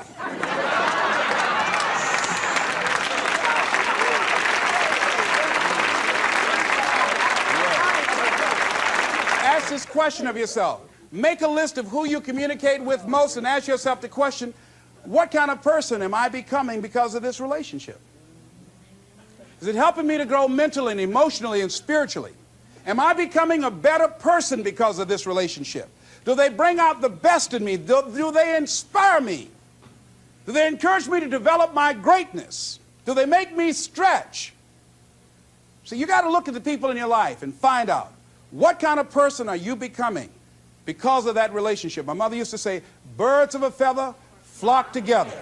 You run around with losers, you will end up a loser. Unconsciously, you will pick up their ways, you'll pick up their habits, you'll pick up, most importantly, their attitude about life.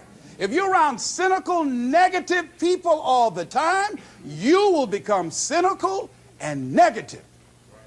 So you got to watch yourself. Many of us are living out the lives of other people, living out their conclusions, living out of their consciousness. The other thing is that you begin to looking at your life and looking at what it is that you want to achieve. Another crucial thing that you must do is align yourself with powerful people. Align yourself with people that can encourage you, people that can empower you, people that you can learn from, people that you can grow from. That's very important. See, if you have people around you that can contribute to your growth. When I wanted to become a speaker, I joined the National Speakers Association. I wanted to be around the Dr. Norman Vincent Peales, the Zig Ziglars, the Dwayne Dyers. I wanted to be around people that were doing what I wanted to do. I wanted to learn from them. And you want to do that too. You want to align yourself with people who think like you, people who dream like you, people who want more out of life, people that are stretching and searching and seeking some higher ground in life. As opposed to the majority of people. Somebody said, always strive to get on top in life because it's the bottom that's overcrowded. And so you don't want to be on the bottom. See, it's easy to be on the bottom. It doesn't take any effort to be a loser. It doesn't take any motivation, any drive in order to stay down there on a low level. But it calls on everything in you, ladies and gentlemen. You have to harness your will to say, I'm going to challenge myself. Sometimes I have to pull myself out of bed and say, come on, Les. Things I know I should do, I don't do. Things I shouldn't do, I do. I found that the biggest enemy you have to deal with is yourself. There's an old African proverb that says, if there's no enemy within, the enemy outside can do us no harm. So think about that.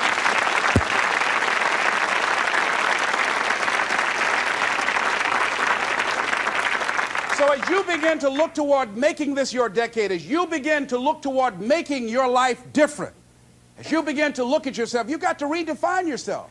Who are you right now? And who must you become in order to create what you want?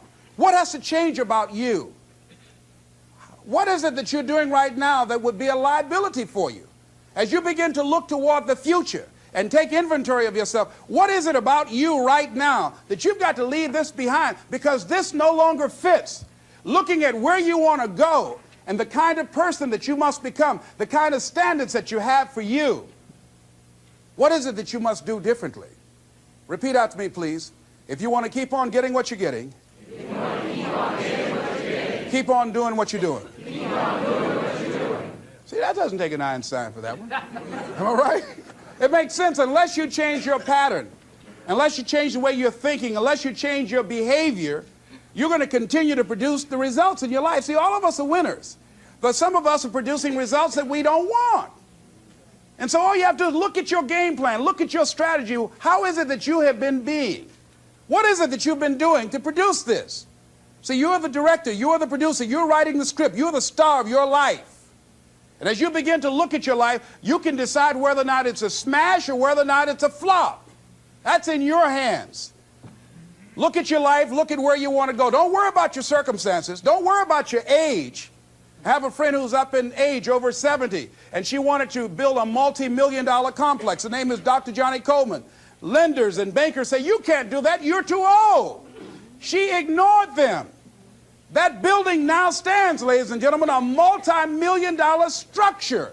But there are a lot of people who would have listened to that. There are a lot of people that would not have even gotten to that point. They would have talked themselves out of even going down to the bank to ask for it because they've already said no to themselves. See, it's time now. If you want to make this your decade, you've got to start saying yes to your life.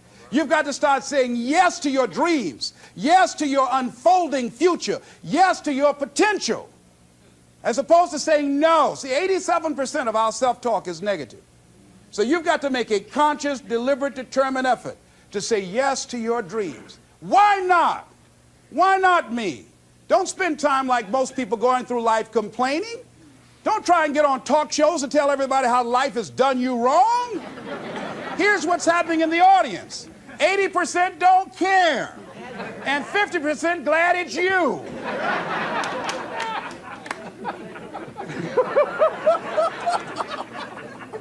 All right? So so when you know that, you don't go around crying, oh, you know what they did to me? Who cares? Get away from me before they come back.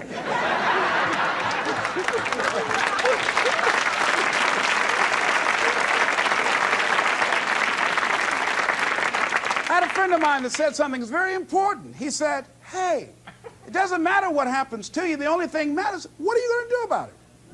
That's all that matters. Okay, life knocked you down. What are you going to do about it? How long are you going to sit there and say, you know what they did to me? How long? Who wants to hear that racket?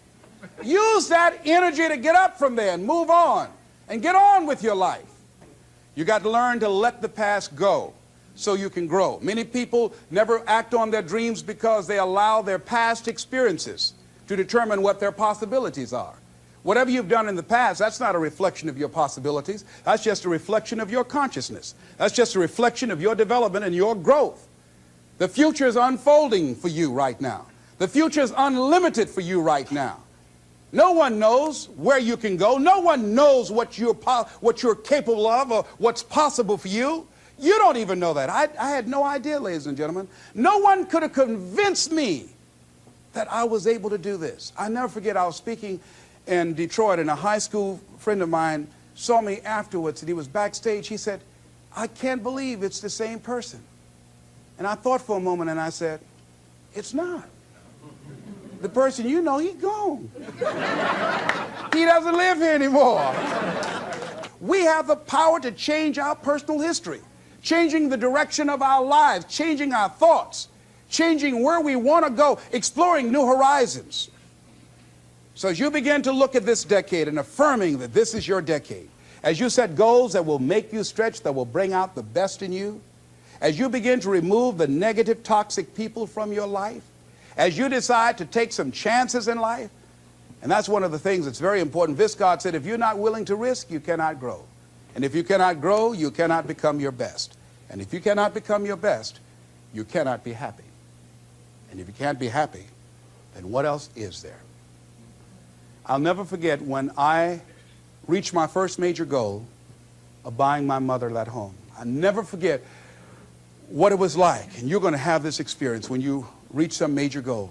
When I drove up to the house and I got out and I gave Mama the key, and I said, Mama, this is for you. I'll never forget the look on her face. She said, oh my God. No one could have convinced me when I adopted y'all that this would happen. She said, oh, thank you. She said, and you. You caused me so many damn problems.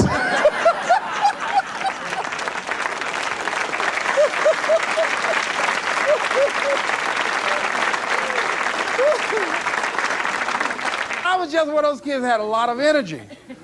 But no one knew what I was going to become. It was a great philosopher, Goethe. He says, look at a man the way that he is, he only becomes worse. But look at him as if he were what he could be, then he becomes what he should be. And what Mr. Washington did was he looked beyond my faults and saw my needs. And he said, I see something in you. And I was there, oh God, I hope he's right. And I want to live up to his expectations. See, no one rises to low expectations. Finally, here's one last thing I'd like to leave with you. If you want to make this your decade, find some cause that you believe in. See, this is my profession, but my greatest joy in life is working with young kids. Every Monday, I fly up to Chicago to work with 600 young kids at Christ Universal Temple Church, working with them to develop a sense of purpose and direction with their lives. We've developed a training program. If they're addicted to drugs or alcohol, we help them to get into a permanent recovery program. If they're not, we help them to develop a vision of themselves where drugs and alcohol does not fit.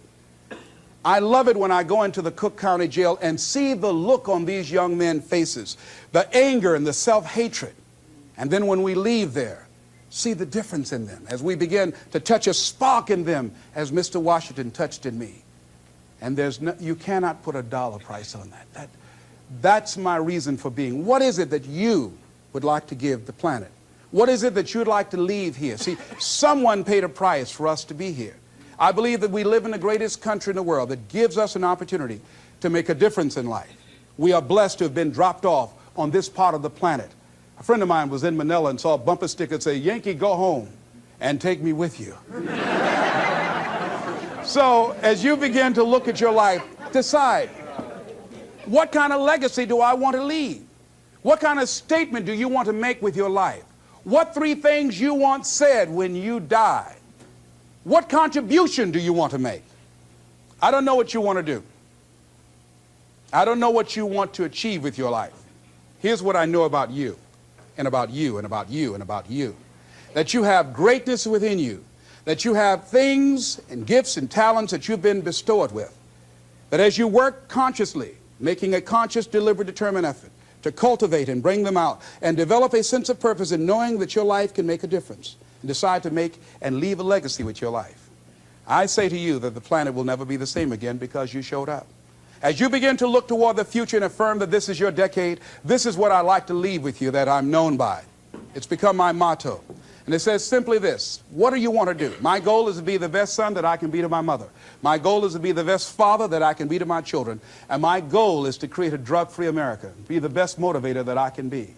Whatever your goal is, this is what I like to leave with you. It says simply this, that if you want a thing bad enough to go out and fight for it, to work day and night for it, to give up your time, your peace, and your sleep for it, if all that you dream and scheme is about it, and life seems useless and worthless without it, and if you gladly sweat for it and fret for it and plan for it and lose all your terror of the opposition for it, and if you simply go after this thing that you want with all of your capacity, strength and sagacity, faith, hope, and confidence, and stern pertinacity, if neither cold poverty, famish, or gulf, sickness, or pain, or body and brain can keep you away from the thing that you want, if dogged and grim you besiege and beset it, with the help of God you'll get it. This is Mrs. Mamie Brown's baby boy, Leslie Calvin Brown, saying it's been a plumb pleasing pleasure as well as a privilege. Thank y'all here.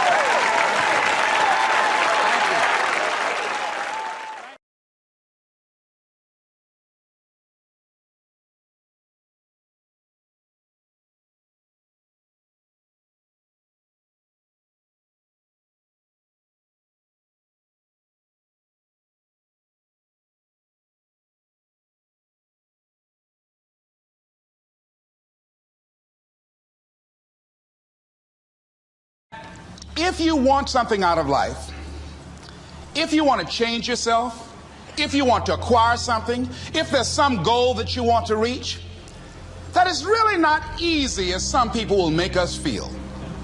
That living your dream, changing your behaviors, overcoming negative habits, it's challenging. It's hard. Most people don't know where their fastball is. Most people go through life never discovering what their talents are. Most people never develop their talents. The only thing that's going to make you happy, my friend, in this year or any other, is to step up. It's to raise the standard. It's to discover what you're capable of and feel that incredible power of pushing through whatever's holding you back and get to the other side of more of your true self. That's what this game's all about. When you step into your fears and continue to push yourself to go on, something happens for you. If you look at somebody who's really successful and you think, wow, I mean, they're so amazing, they're such a genius, you gotta dig underneath and you gotta remember something. People are rewarded in public for what they've practiced for years in private. If you don't develop the courage to do that which has been given you to do, and you spend a lot of time going around trying to convince other people or trying to get their approval, what will happen is that you will lose your nerve. And other people will convince you that what you're doing doesn't have any value, and you'll give up on your dream. How much time do you have left? How much time do you have left? When you start thinking about that, we don't know. Most of us don't use the stuff that we have brought into the universe. Stop wasting valuable time. If you want something, you have got to be relentless. You've got to learn how to become resourceful. You've got to learn how to become creative. Power to hold on in spite of everything. The power to endure. This is the winner's quality. What this power is, I cannot say. All I know is that it exists, and it becomes available only when a man or a woman is in that state of mind in which he or she knows exactly what he or she wants and is fully determined not to quit until they find it. There's greatness in you, and you've got to learn how to tune out the critics outside and the critic inside. And since I'm going to do this, I'm going to harness my will, and I'm not going to let anything stop me. I deserve this. Most people won't do that. Most people give up on themselves easily. You know the human spirit is powerful. There's nothing as powerful. It's hard to kill the human spirit. Live your life with passion, with some drive. Decide that you're going to push yourself. You've got to focus on you.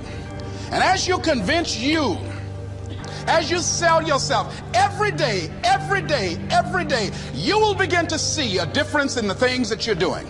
Selling yourself on your ability to perform a job, to achieve a certain objective. Telling yourself every day, here I go again, and I got what it takes.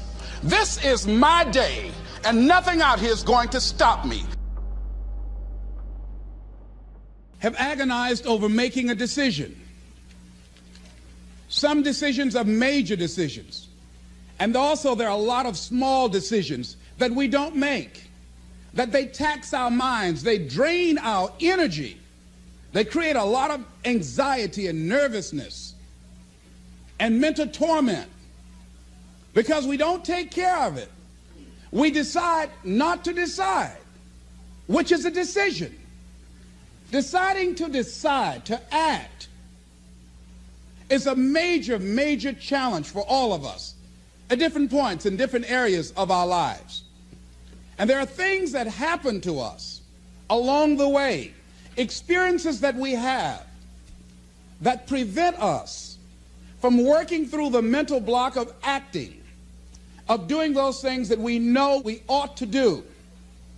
And so what I want you to think about is, what is there that you know you need to do, that you want to do this, but for some reason or another, you've been holding back. For some reason or another, you just have not been able to gather your nerves or be able to work through the procrastinating or putting it off or justifying or blaming. Some reason or another, you just haven't done it. And you know you ought to do this. You really want to do this, but you don't know why you haven't done it. Anybody know what I'm talking about? Raise your hand, please. Okay, then I've got company here this evening. I'm not talking to myself. Now, first of all, we know that this is not easy. Because in order to begin to reinvent your life, you've got to make a conscious, deliberate, determined effort. That you really have got to put all of yourself into it. It's very challenging to act, to do those things. There are times when you're looking at it and you say, I know I need to do this, but I don't feel like it. I don't want to do it. I know I need to do it, yet leave me alone. No, I don't want to do it. So what do we do? What are those things that cause us to do like that? I think that among the things that prevent us from acting is the fear of failure. And if you've already failed, you don't want to fail again. The pain of that, the disappointment. The fear of loss is another thing. Because many times when we do those things that we know we need to do, we feel that we might lose somebody that we love very much and care about. We don't want to hurt anybody. Many of us don't act because we want other people's approval. We want everybody to like us and to accept us. And that's not possible. Many of us don't do the things that we want to do and don't act because of lack of self-confidence. We don't believe enough in ourselves. I have a friend who's been working on a job where she's miserable, talented, want to go to another place that she can do what she wants to do and make the kind of money that she would like to make, and had some offers.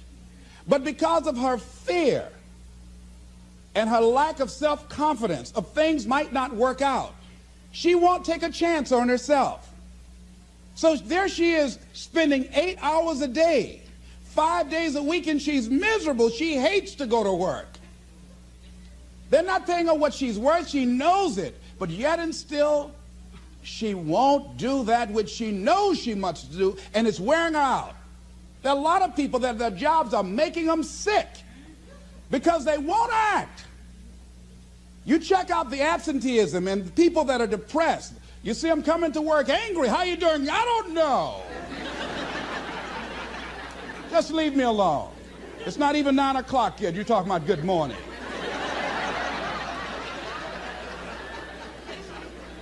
There are days you go to work, you want to just keep driving past the job. You don't want to stop because it's not in sync with who you are. But you haven't acted. Have another friend. This guy's brilliant. He's a business consultant.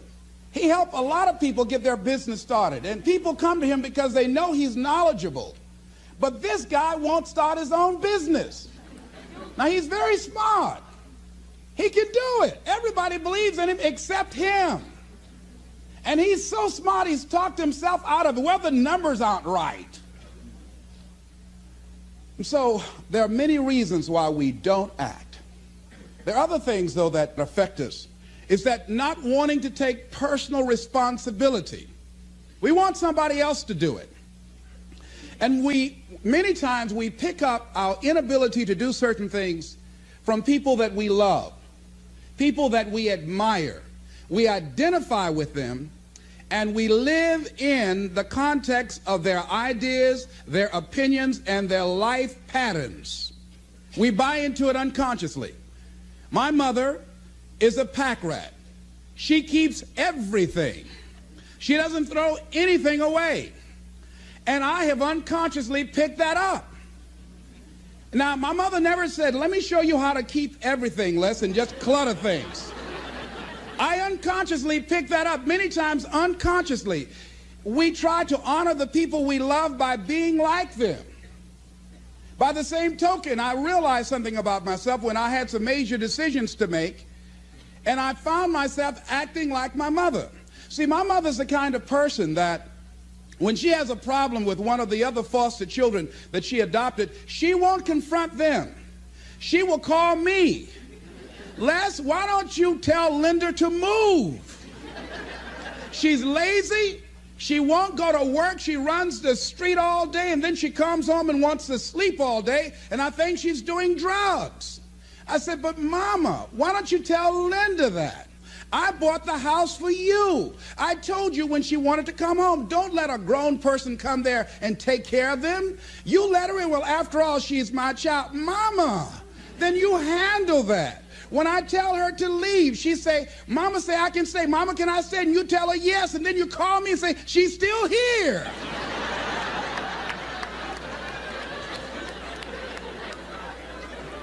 Why worry me with this?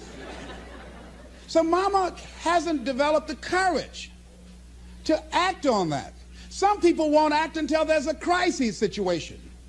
When Linda started stealing from Mama and took her Social Security check to get some drugs, Mama got some courage to say, get out of here and don't ever come back.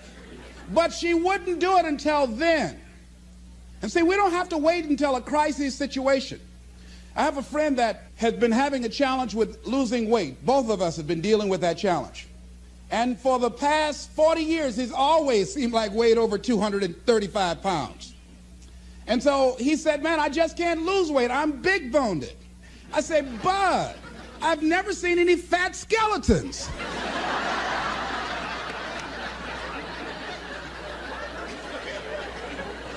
No, you need to act on your health. You can change this. You don't have to go to your grave fat. We're all digging early graves with our teeth. We don't have to do this. They need to have a support group around M&M peanuts. You want a support group on something, and throw Snickers in there too. Bud and I can tell you about the help we need with that.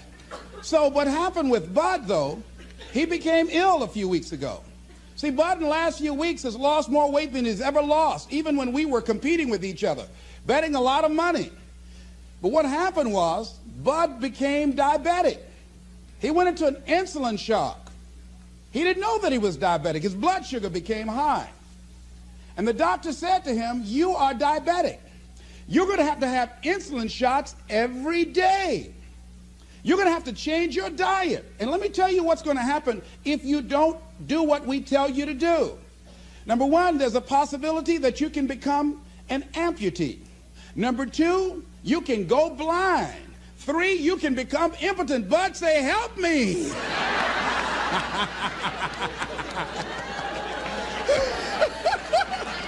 Like those guys when Paul broke out of jail, those guys say, tell me what I must do to be saved.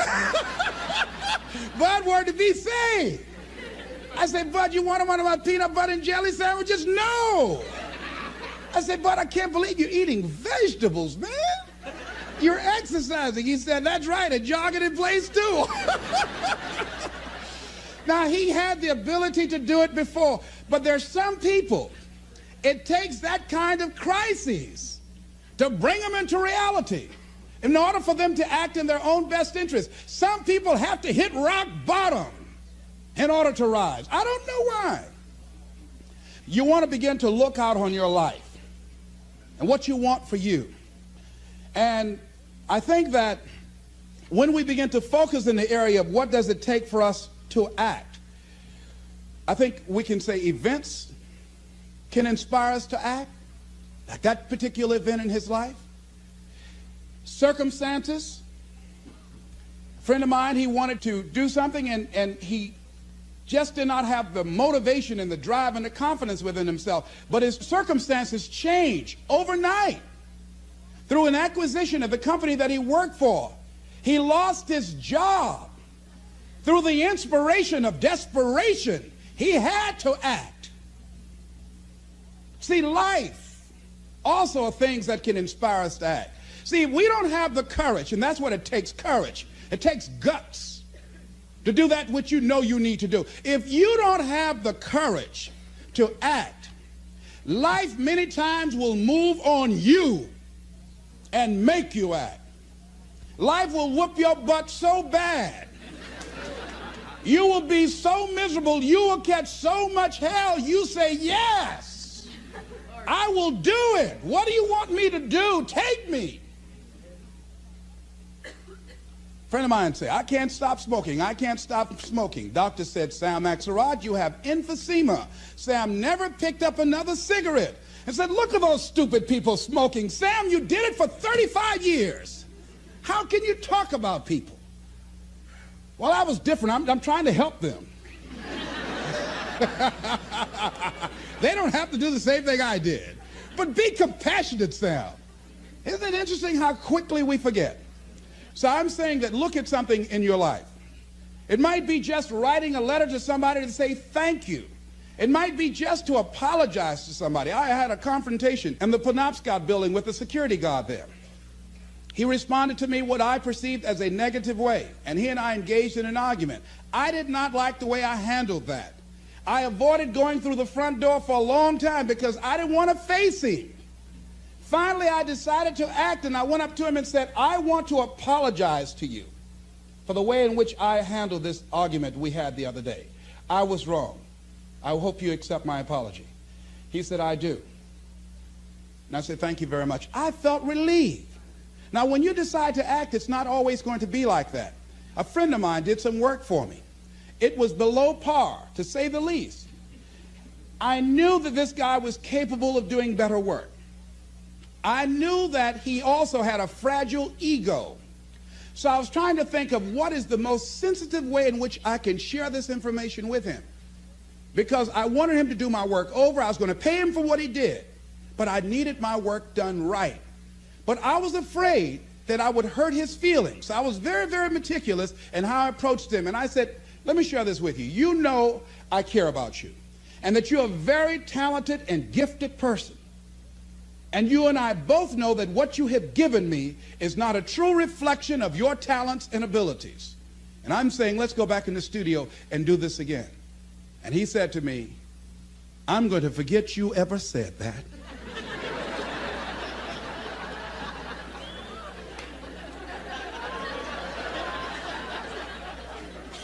I was wiped out. He never spoke to me again. Now, when you decide to act, you're going to have some people like that. We're no longer friends. I lost sleep over that, ladies and gentlemen. I said, I can't believe that. I remember sitting up one night looking at the phone. I said, I gotta call him. He said, no. Then I said, no, forget that. I called, man, look here, we've been knowing each other too long to allow this to come between us. He said, don't call me anymore, and hung up. And then I wanted to think about what can I do to make it up to him, and then something came to me, Les, what do you have to prove? See, many things we don't do is because of the fact we want people to like us. There's some necessary losses in life. When you decide acting in your best interest, you're going to lose some friends. Everybody's not going to approve of you. There's some people that won't like you. Who do you think you are? You're arrogant. What do you think you can do? You think you can get away with that? You're selfish. Thanks, I got that. It's my life. And so what I'm saying to you is that as you begin to look out on your life, this is challenging. This is not easy acting. So what are the things that we can begin to do to harness our will? Number one, you've got to bring it out and look at it. You've got to take the power out of it. You've got to expose it to the truth. And the truth is that it has no power over you. So write down something you want to act on, but for some reason that you've been holding back, and look at it. The next thing is, ask yourself the question, is it helping you to continue to put it off? If it's an asset for you to continue to procrastinate, then continue to do that. But if it's a liability for you, if it's causing you some mental and some emotional challenges, or perhaps a financial problem, look at that. Examine that for what it is. Next step, ask yourself, what's blocking you? What's preventing you from acting? Why don't you have the courage to handle that? Why won't you face that? What are you running away from? What kind of avoidance behavior are you engaged in? Next is, what is the worst thing that can happen when you take action? So I looked at that, and I said, what's the worst thing can happen when I tell him this? He can say, I don't like you, and he did. Now what happened? I experienced that, I looked at that, I saw that, and guess what, ladies and gentlemen? I didn't die. My feelings were hurt a little bit. I lost some sleep about it, and sometimes I think about it when I drive past his house, but I'm still here. It's uncomfortable, but it's okay. It doesn't bother me anymore. I've gotten used to it now. So what is the worst thing that can happen? I want you to visualize that, experience that, feel the nervousness and the discomfort. And the more you run it in your mind, the less power that it will have. Next is, how will you feel after taking this action? I felt a sense of personal achievement when I faced somebody that has been my mentor for years. And for years, there was something I wanted to tell him, and I didn't have the courage to tell him, because it was always, I was the student, he was the teacher. It was always, I looked up to him and admired him and held him in high esteem. And I was always grateful and thankful for the impact that he had on my life. And I loved him so much. I didn't have the courage to say to him, please stop drinking so much. You're an alcoholic. You need help. I didn't have the courage because I was afraid that he might not like me. I was afraid that he might be hurt and crushed, that we would no longer be friends. I didn't want to jeopardize what we had. I loved him a great deal, and I didn't know how this would affect our relationship. And I didn't even want him to know that I knew that he was an alcoholic. And so I was a coward. I was spineless. In the name of love, I did it to justify to myself to stop from helping somebody that I loved from dying. I said, I love him so much, I just can't tell him this. I don't even know how he would handle it, to know that I know that he's an alcoholic. And finally, after years, I developed the courage to face my teacher, my mentor who has molded me, who looks at me now and wanted to do what I'm doing now and did not do it. Came at a different time, and it wasn't time for what he brought. And he's living through me. And I had to face this man who's been like a father to me, and said, I got to tell you something. You've got a problem. I love you very much. Please stop drinking. You're killing yourself. It's not just social. You do it every day. You need help. And whatever I can do to support you in that, I will. But please stop. And he looked at me, and I had no idea how he was going to handle that. And first there was like, I dare you. And we just looked at each other. And then I reached out to embrace him. And we've never, ever embraced men, macho. We never hugged before. I hugged him, and he just stood there with his arms straight. He couldn't raise his arms to hug me back. And he was shocked. And after he got over the initial shock, when he could bring himself to speak, to maintain his composure, because he could never afford to let me, his student, see him vulnerable or admit that I was right. He said, I'll be seeing you. And I said, yes, sir. I said, tell your wife I'll be by the house to see you all before I leave. And when he walked away, at first I was very depressed about it. And I said, well, maybe it wasn't my place to do this. And you know, when you act, you're going to have some second thoughts. And then I said, no. I did what I felt. I did it because I feel very strongly about this. And fortunately, he called me back a few weeks later and left word with the answering service. Leslie Brown, I just want to say thank you. And hung up. That was a good feeling. When we look out on our lives, you ask the question, what are you going to do?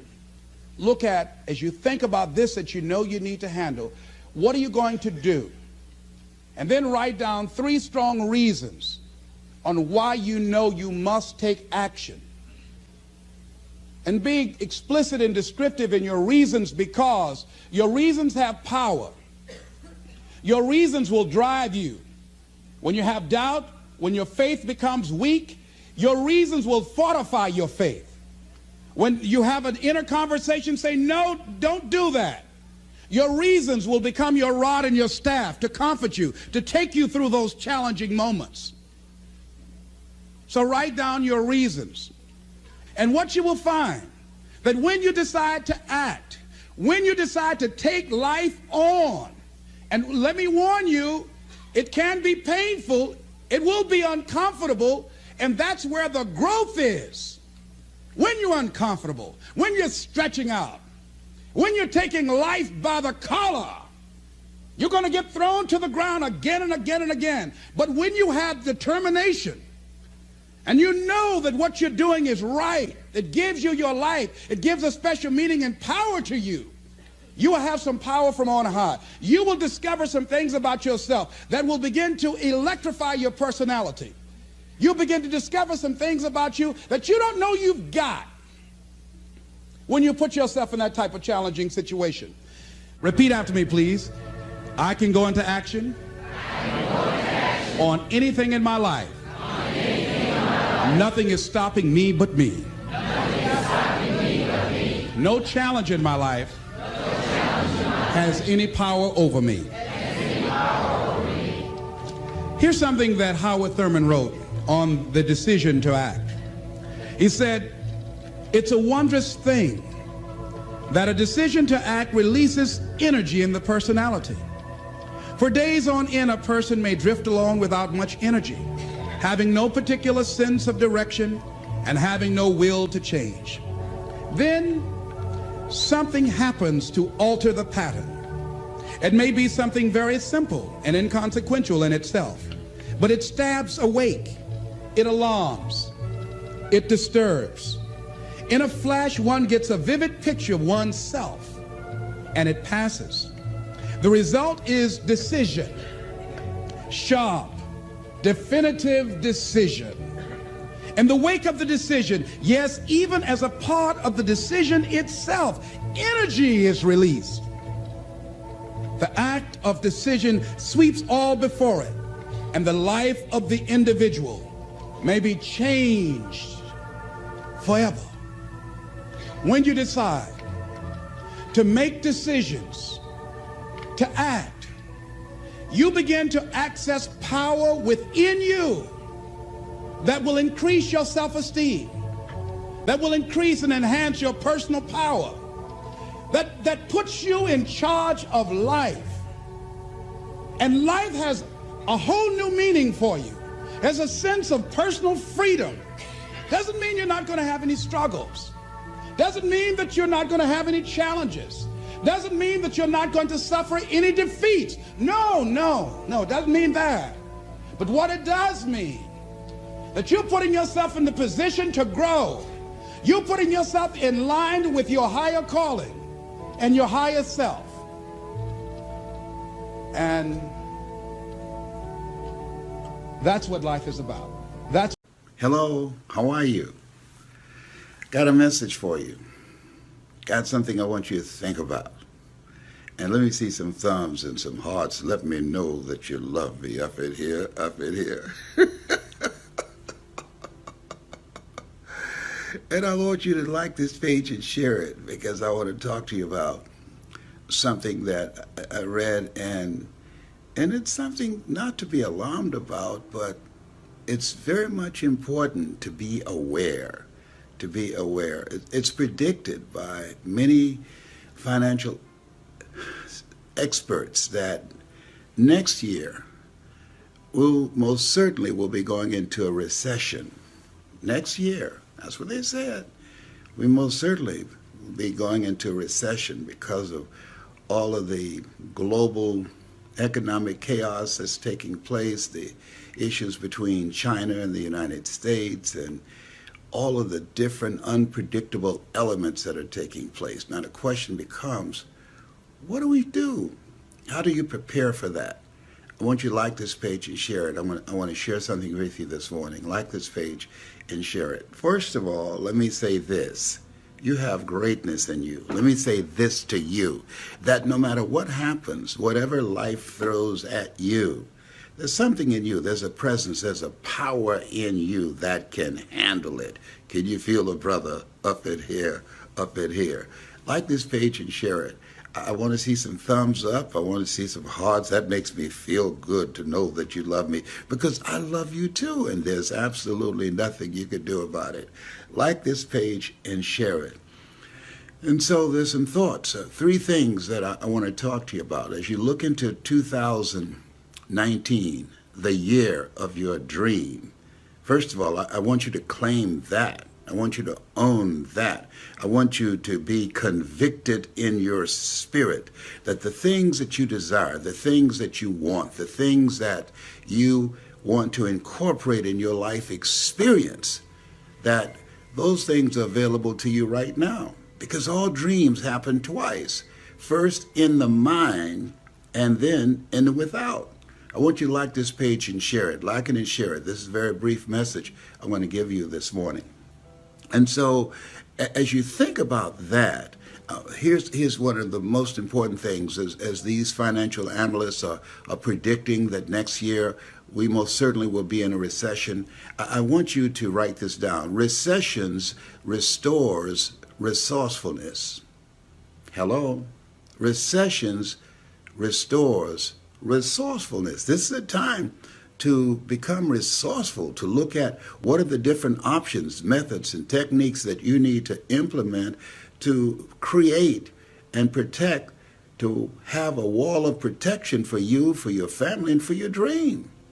Because things happen, and there are things that will happen nationally and globally and even locally that's out of your control. However, you have to have a plan of protection, a plan that will insulate yourself, okay? Does that make sense? Of course it does. Now, here's the other thing. As we look into 2019, the year of your dream, all the things that you've been thinking about, transitioning out of a job that's just stressing you out, you've gone as far as you can go, it's just no longer you, or beginning to reinvent yourself, that you feel within yourself, I can do more. I can do more. I remember when I was working and I went to a seminar and I saw these speakers and I said, you know what? I can do more than just be a disc jockey. I have the ability to do what they do. I like to help people. And I want to use my story and my voice to do that. And now I'm training others how to do it. Next year will be 50 years. Well, you learn, you earn, and then you pass it on. And now I'm passing it on. And so I want you to think about your life. What stage are you? Are you at this stage where you've learned some things, you've earned and been very successful in those things, and now you want to pass that knowledge and expertise on to somebody else? Now I want you to make a note of this. Knowledge is the new currency. Knowledge is the new currency. Now, at this stage of my life, I'm 74. Now, had I not operated from that thinking that knowledge is a new currency, I'd probably be working at Walmart or McDonald's someplace, okay? As opposed to traveling around the world doing what I love to do, and that is helping people to change their lives. That's who I am. That's what I do. See, you weren't born to work for a living, but to live your making, and living your making will make your living. So what is it? What is the calling on your life? Like this page and share it. And so as I said, recessions restores resourcefulness. And so when you look at yourself as a resource, what is it you bring to the marketplace? What are the abilities and talents that you bring?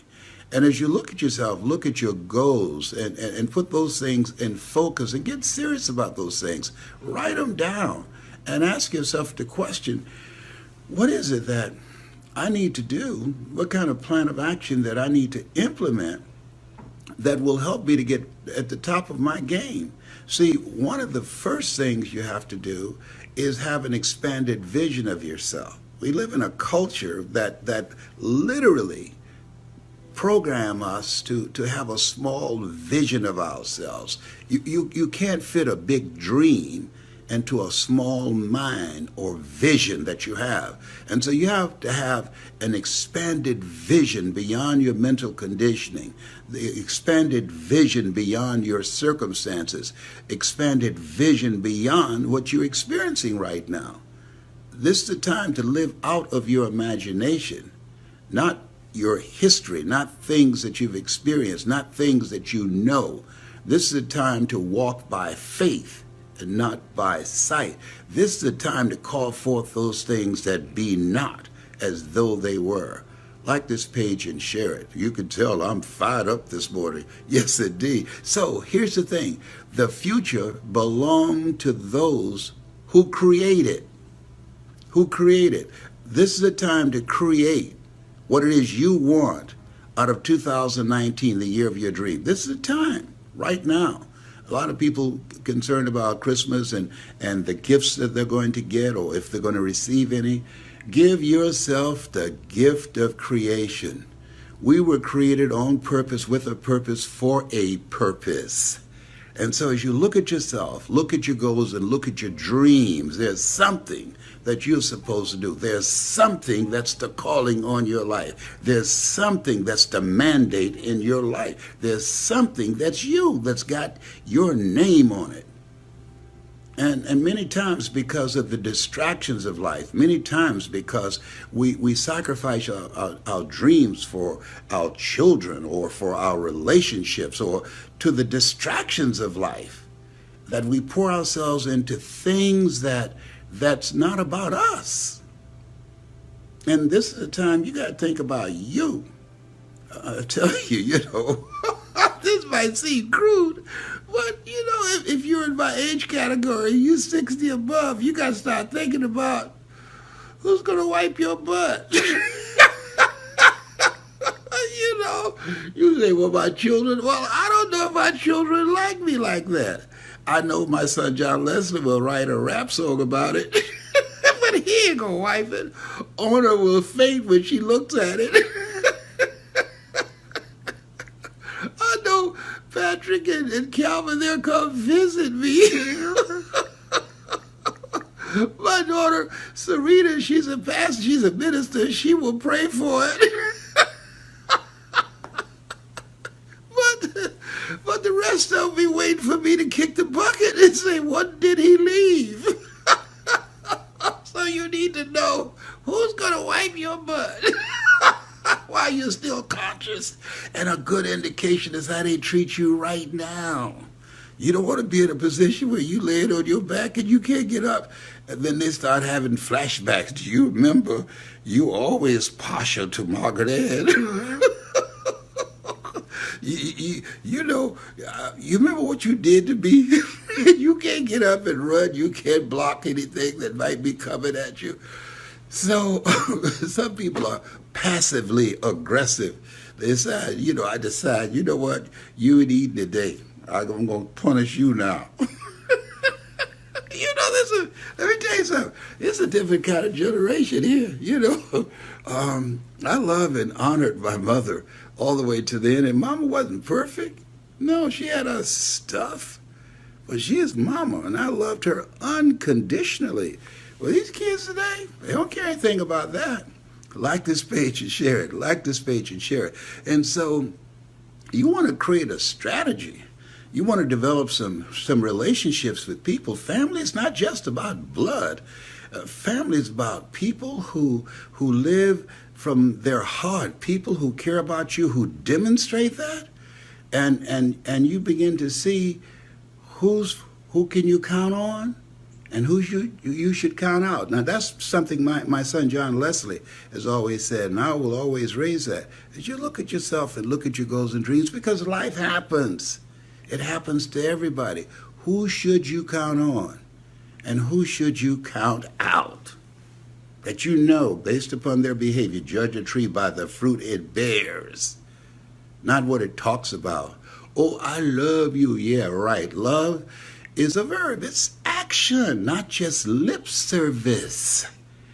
Like this page and share it. Like it and share it. As you look at your goals and dreams, it's very important for you to see that dream completed.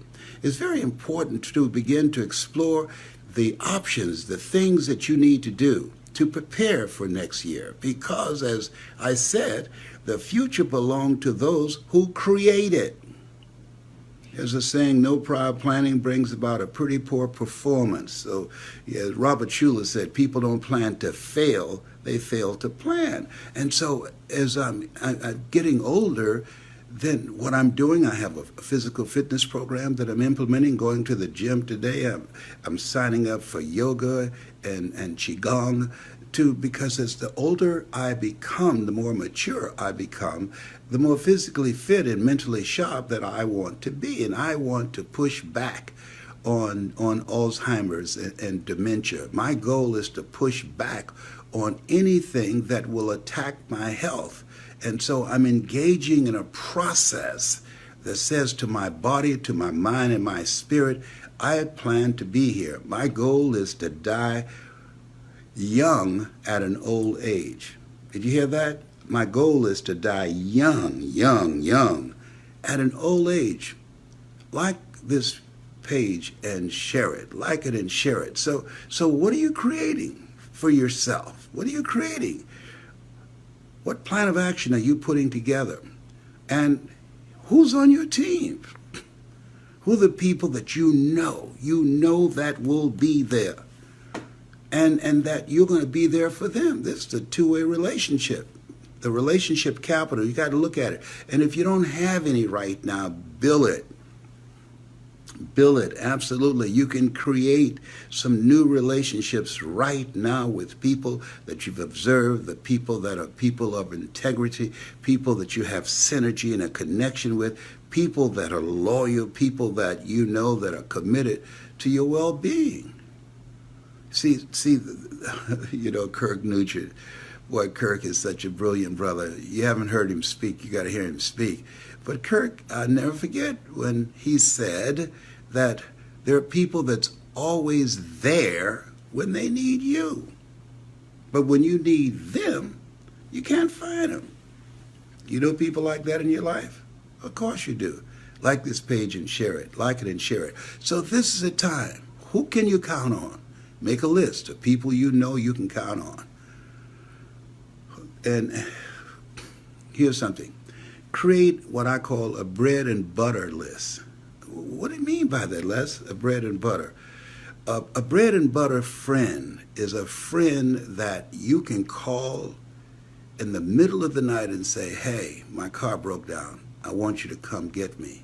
And they will say, their first response will be, where are you? Now, if they're not a bread and butter person in your life, they will ask, what time is it? You better call Uber or Lyft or somebody else. I'm sleepy, I'm tired. You need to have a bread and butter list of friends. Those are the people that are loyal to you, that are committed to you, that will come through for you.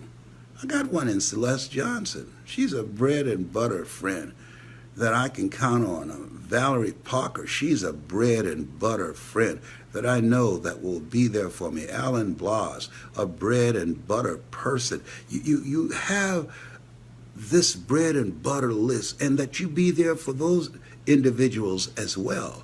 Like this page and share it. Like it and share it. Now, what gifts, what talents that you have on the back burner that you need to bring to the front burner, and that you've decided, I'm not going to take this with me to my grave. I never forget when I was leaving the cemetery after the funeral of my best friend Boo. And Boo, boy, we've been together since we were second grade. I thought we would grow old together as old men, and he passed, waiting on a liver transplant. Now, I was coming out of the cemetery. A lady approached me and said, Mr. Brown, we buried a good man today. I said, yes, we did. Boo was a good man, good husband, good friend, and great father. I'm going to miss him. She said, you often talked about the fact that he was a great cook and was going to collaborate with you to create a recipe book of his various recipes, because he's from the Bahamas, but he had the skill to fix not only great Bahamian dishes, but Jamaican dishes and other things. Did the two of you do that? And I said, no. She said, ooh, he took that with him. Oh, God, he took that with him. And she just turned and walked away. And I stood there, mouth open, saying, whoa. If you die today, what will you take with you? What dream? What voice? What story? Maya Angelou said there's nothing as painful as an untold story buried in your soul. What project? What invention? What creativity? What abilities? What ideas? What experience? You know, one of the goals I haven't seen the pyramids. I've been to over 51 countries, but I want to see the pyramids. Now, people tell me, oh, I've seen them, man. I've been in them. And you have to go in and it's very closed. When they said that, it's a very closed, and you have to crawl down some tunnel. I said, well, I'm not interested. I don't see them. I don't want to see the pyramids like that. I said, I want to see the pyramids. I don't want to experience the pyramids. Be my luck to get in there. Then they have an earthquake or something, and I can't get out. Like this page and share it. Like it and share it. Here's something else. Now, this is real. This takes courage. As you look into 2019, it's important for you to make a list of people that you don't want to be fooling around with those people. You want to spend less time with them. You don't want to take their calls. Why? Because there are two types of relationships. There are toxic relationships and there are nourishing relationships.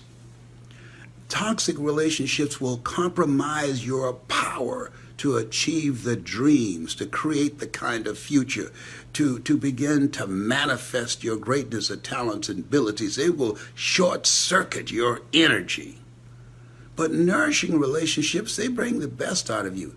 Nourishing relationships, they hold you accountable. They hold you to a higher standard. Nourishing relationships, they support you. Nourishing relationships, they believe in you. Nourishing relationships, they will help you. You can count on them. And so there's some people you got to let go or be dragged. And then I say this often, I don't take a phone call unless it's positive, unless it's productive. Does it make sense? Is it going in the direction of my dream? Is it purposeful? Is it in alignment with my purpose here on the planet? And is it profitable? See, I believe that people get old before their time and have all types of sicknesses and ailments and challenges and become sidelined because of that toxic negative energy that's surrounded by it. Oh, we're going to all take some hits. Things are going to happen to all of us. But you don't have to go around with one foot on the banana peeling and the other one in the graveyard. You don't have to sit around on the couch looking at television and gossiping and talking about sporting events or a television program. You don't want to see yourself as a spectator. We've been programmed, the culture, to be spectators, to be entertained. No, you don't want to be entertained. You want to be empowered. You want to be an active force in life. You want to be out on the field of life. You see yourself as a player in life. Be engaged, a participant in life. But we have been programmed to be onlookers about things that are taking place that are wrong, that are wrong. We see it and you say, oh, ain't it awful? No, this is no time for ain't it awful. This is a time of saying, here I am, Lord, send me. You sent me here to do this. You sent me here to perform this task. You sent me here to use my leadership voice. You sent me here to be a difference. You sent me here, Lord, to bring light where there's darkness. You sent me here, Lord, to give people faith where there is hopelessness and powerlessness, and people feeling weak in the face of what they're dealing with right now. Like this page and share it. Like it and share it. And so, as the financial analysts are saying that next year we invariably will have a recession, start thinking about and collaborating with your team. Give yourself a home court advantage of collaborative, achievement-driven, supportive relationships, and put together a strategy on what kind of year you're going to create, in spite of what the financial analysts say, the kind of year that you're going to create, in spite of what happens in the White House or the global economy, the kind of year that you're going to create while people all around you are being distracted and going through tough times. Because at the end of the day, it doesn't matter what happens around you. What matters most is what happens in you. Yeah, what happens in you. Greater is he that's in you than he that's in the world. That's what Socrates meant when he said, what lies before us and what lies behind us is of small consequence to what lies within us. You have something special. You have greatness in you.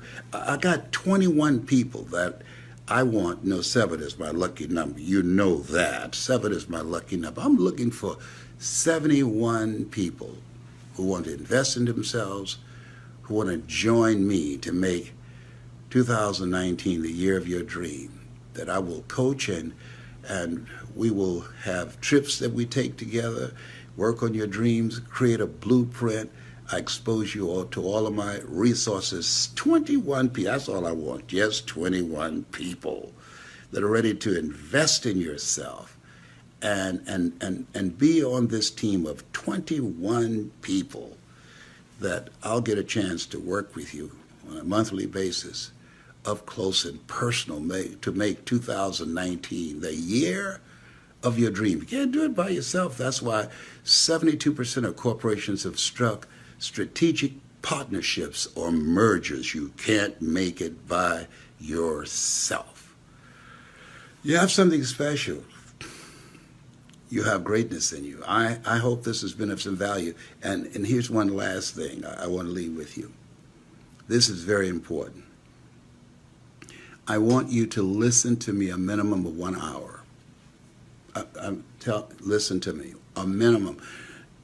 Go to Les Brown speaking in the Georgia Dome, Getting Unstuck, The Power of Larger Vision, or any of my videos. If you listen every day for 1 hour, when you first get up in the morning, for 1 hour, as you're getting dressed, as you're brushing your teeth, you're cleaning up, just do that. When you first get up in the morning, you say, thank you, Lord, for a brand new day. And you say your prayers and you meditate and you write down 7 things that you are grateful for. And then before you look at the news or read anything or read your text messages or take any phone calls, you take this time to refresh and to refuel and to fortify your mind.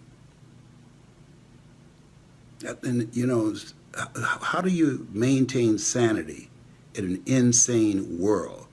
You've got to put some stuff in your mind that will program you for greatness, that will program you for success. If you don't program the mind, it's a sponge. It will be programmed. It will be programmed by the conversations you hear, by the news, by billboards, by text messages, by television, lies. It will be programmed. You got to be one step ahead of the game. And so when you do that, you're arming yourself. Therefore, take unto you the whole armor of God, that ye may be able to withstand in the evil day, that having done all, to stand. There's an energy of evilness that's been released on the planet. And we see it everywhere. Unlike anything we have ever seen before. And there are people who are responding to that. The climate that has been created in this country, in the world, it brings out the worst in people. We're hearing about things, ugliness, hateful crimes, unlike anything we've ever seen before. It's been spiked. I'm telling you. And so you have to protect yourself, protect your mind. That's major. That's major. So that there's a difference between being in a situation and allowing that to be in you. Once again, you have something special. You have greatness in you. That's my story, and I'm sticking to it. I want you to like this page and share it right now. Somebody needs to hear this. Do this. Help me out. Like this page and share it. More people commit suicide during this period of the year and by January 1st than at any other time of the year. This conversation right now might save somebody's life. This conversation right now might pull somebody out of a deep depression. This conversation right now might be the voice they need to hear that will interrupt their thinking. Don't forget, listen to me every day, because I'm going to be coming on more often, because my goal is to reduce the suicide rate. My goal is to dispel depression. My goal is to empower you to make things happen in your life unlike you can ever begin to imagine. I want you to spread the word that Mamie Brown's baby boy is loose. He's hungry to bring our greatness out. He will not be stopped. He will get the butter from the duck. That's another conversation. Like this page and share it. You have something special. You have greatness in you. Like this page and share it. Would you please? Thank you very much. God bless you. God bless your dream. One person, ladies and gentlemen, can fill this place.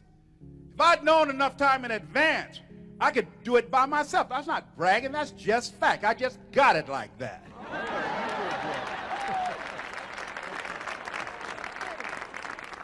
As young people say, you want to make something happen, you got to be about it, about it. When you're about it, they're talking about you got to be serious. If you're about that, if you're about it, you're talking about real serious. You're talking about going down deep. That no excuse is acceptable, that whatever you have to do, that one person will bring 200 or 300 when you're about it, when you got it like that.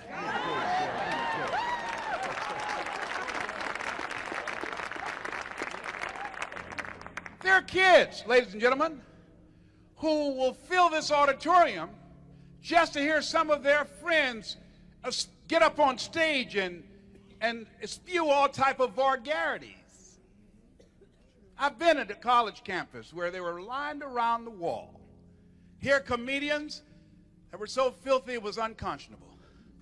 I listened to them and all the vulgarity and profanity, and I said, my God, what has happened to our values, to our children? But you know what I admire about them? They're about it. They support their filth. They support their garbage. They're serious.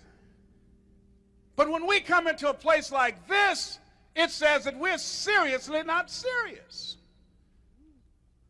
That if I say, and one of the turning points in my life, I had a friend that I knew in high school who was a year behind me.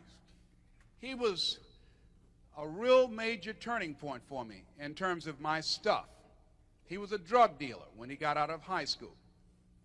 I was at Miami Northwestern High School doing some volunteer work with some children in special education. And one of his drug runners was in my class.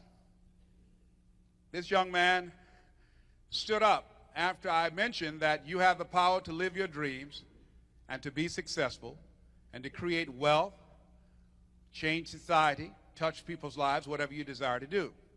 So this young man raised his hands, and he stood up, and he had what is called a grill. In Miami, Florida, gold teeth of Popular. He showed his grill. All of his top teeth were gold. And he said, Mr. Brown, he showed me his grill. You say that we can create wealth if we want to. And I said, yes. He said, are you a millionaire? And I said, yes. I said, I have $1 million worth of peace of mind, $1 million worth of loving relationships, $1 million worth of spirituality. I know that God is in my life, $1 million worth of contribution that I'm making.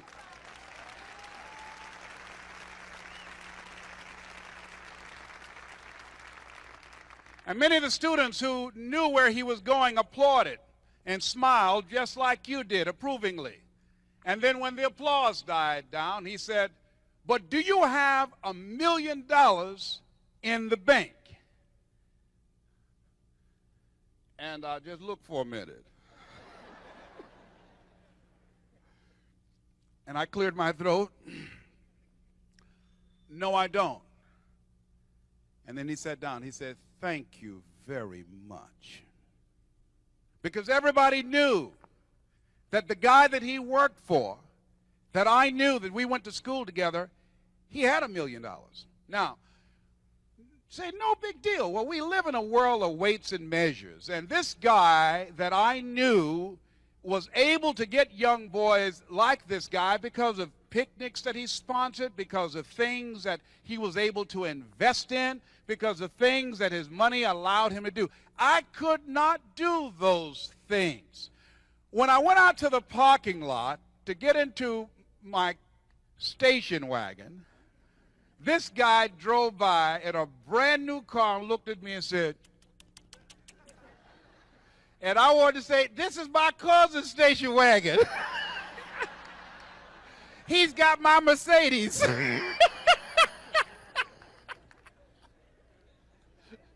When I went home that night, I knew he had busted me out before the class. I'd lost some credibility. And I couldn't sleep that night. I said, now, if Everett could sell drugs with the knowledge that policemen might kick down his door every day, with the knowledge that some of the people that he's dealing with might kill him for the drug money. He's making over $3 million a month, has a drug team. If he could do that with an illegal substance that's destroying life in the community, but the difference between us is his passion for what he does. He has a marketing plan. He's enrolled people in the process to put their lives on the line to destroy the life. And if he could do that, what can I do? What are the possibilities for me if I become serious? If I'm about it of selling a positive message, not selling drugs, not selling crack, not selling cocaine. What are the possibilities? Not worrying about the policeman kicking my door down, not worrying about a drug exchange going bad and losing my life. What are the possibilities if I get serious and committed and take this stand with my life and say, this is what I'm going to do? What if I can sell more people tapes and a positive message and on themselves and on their dreams and on their potential than he's selling drugs? I can reduce his market.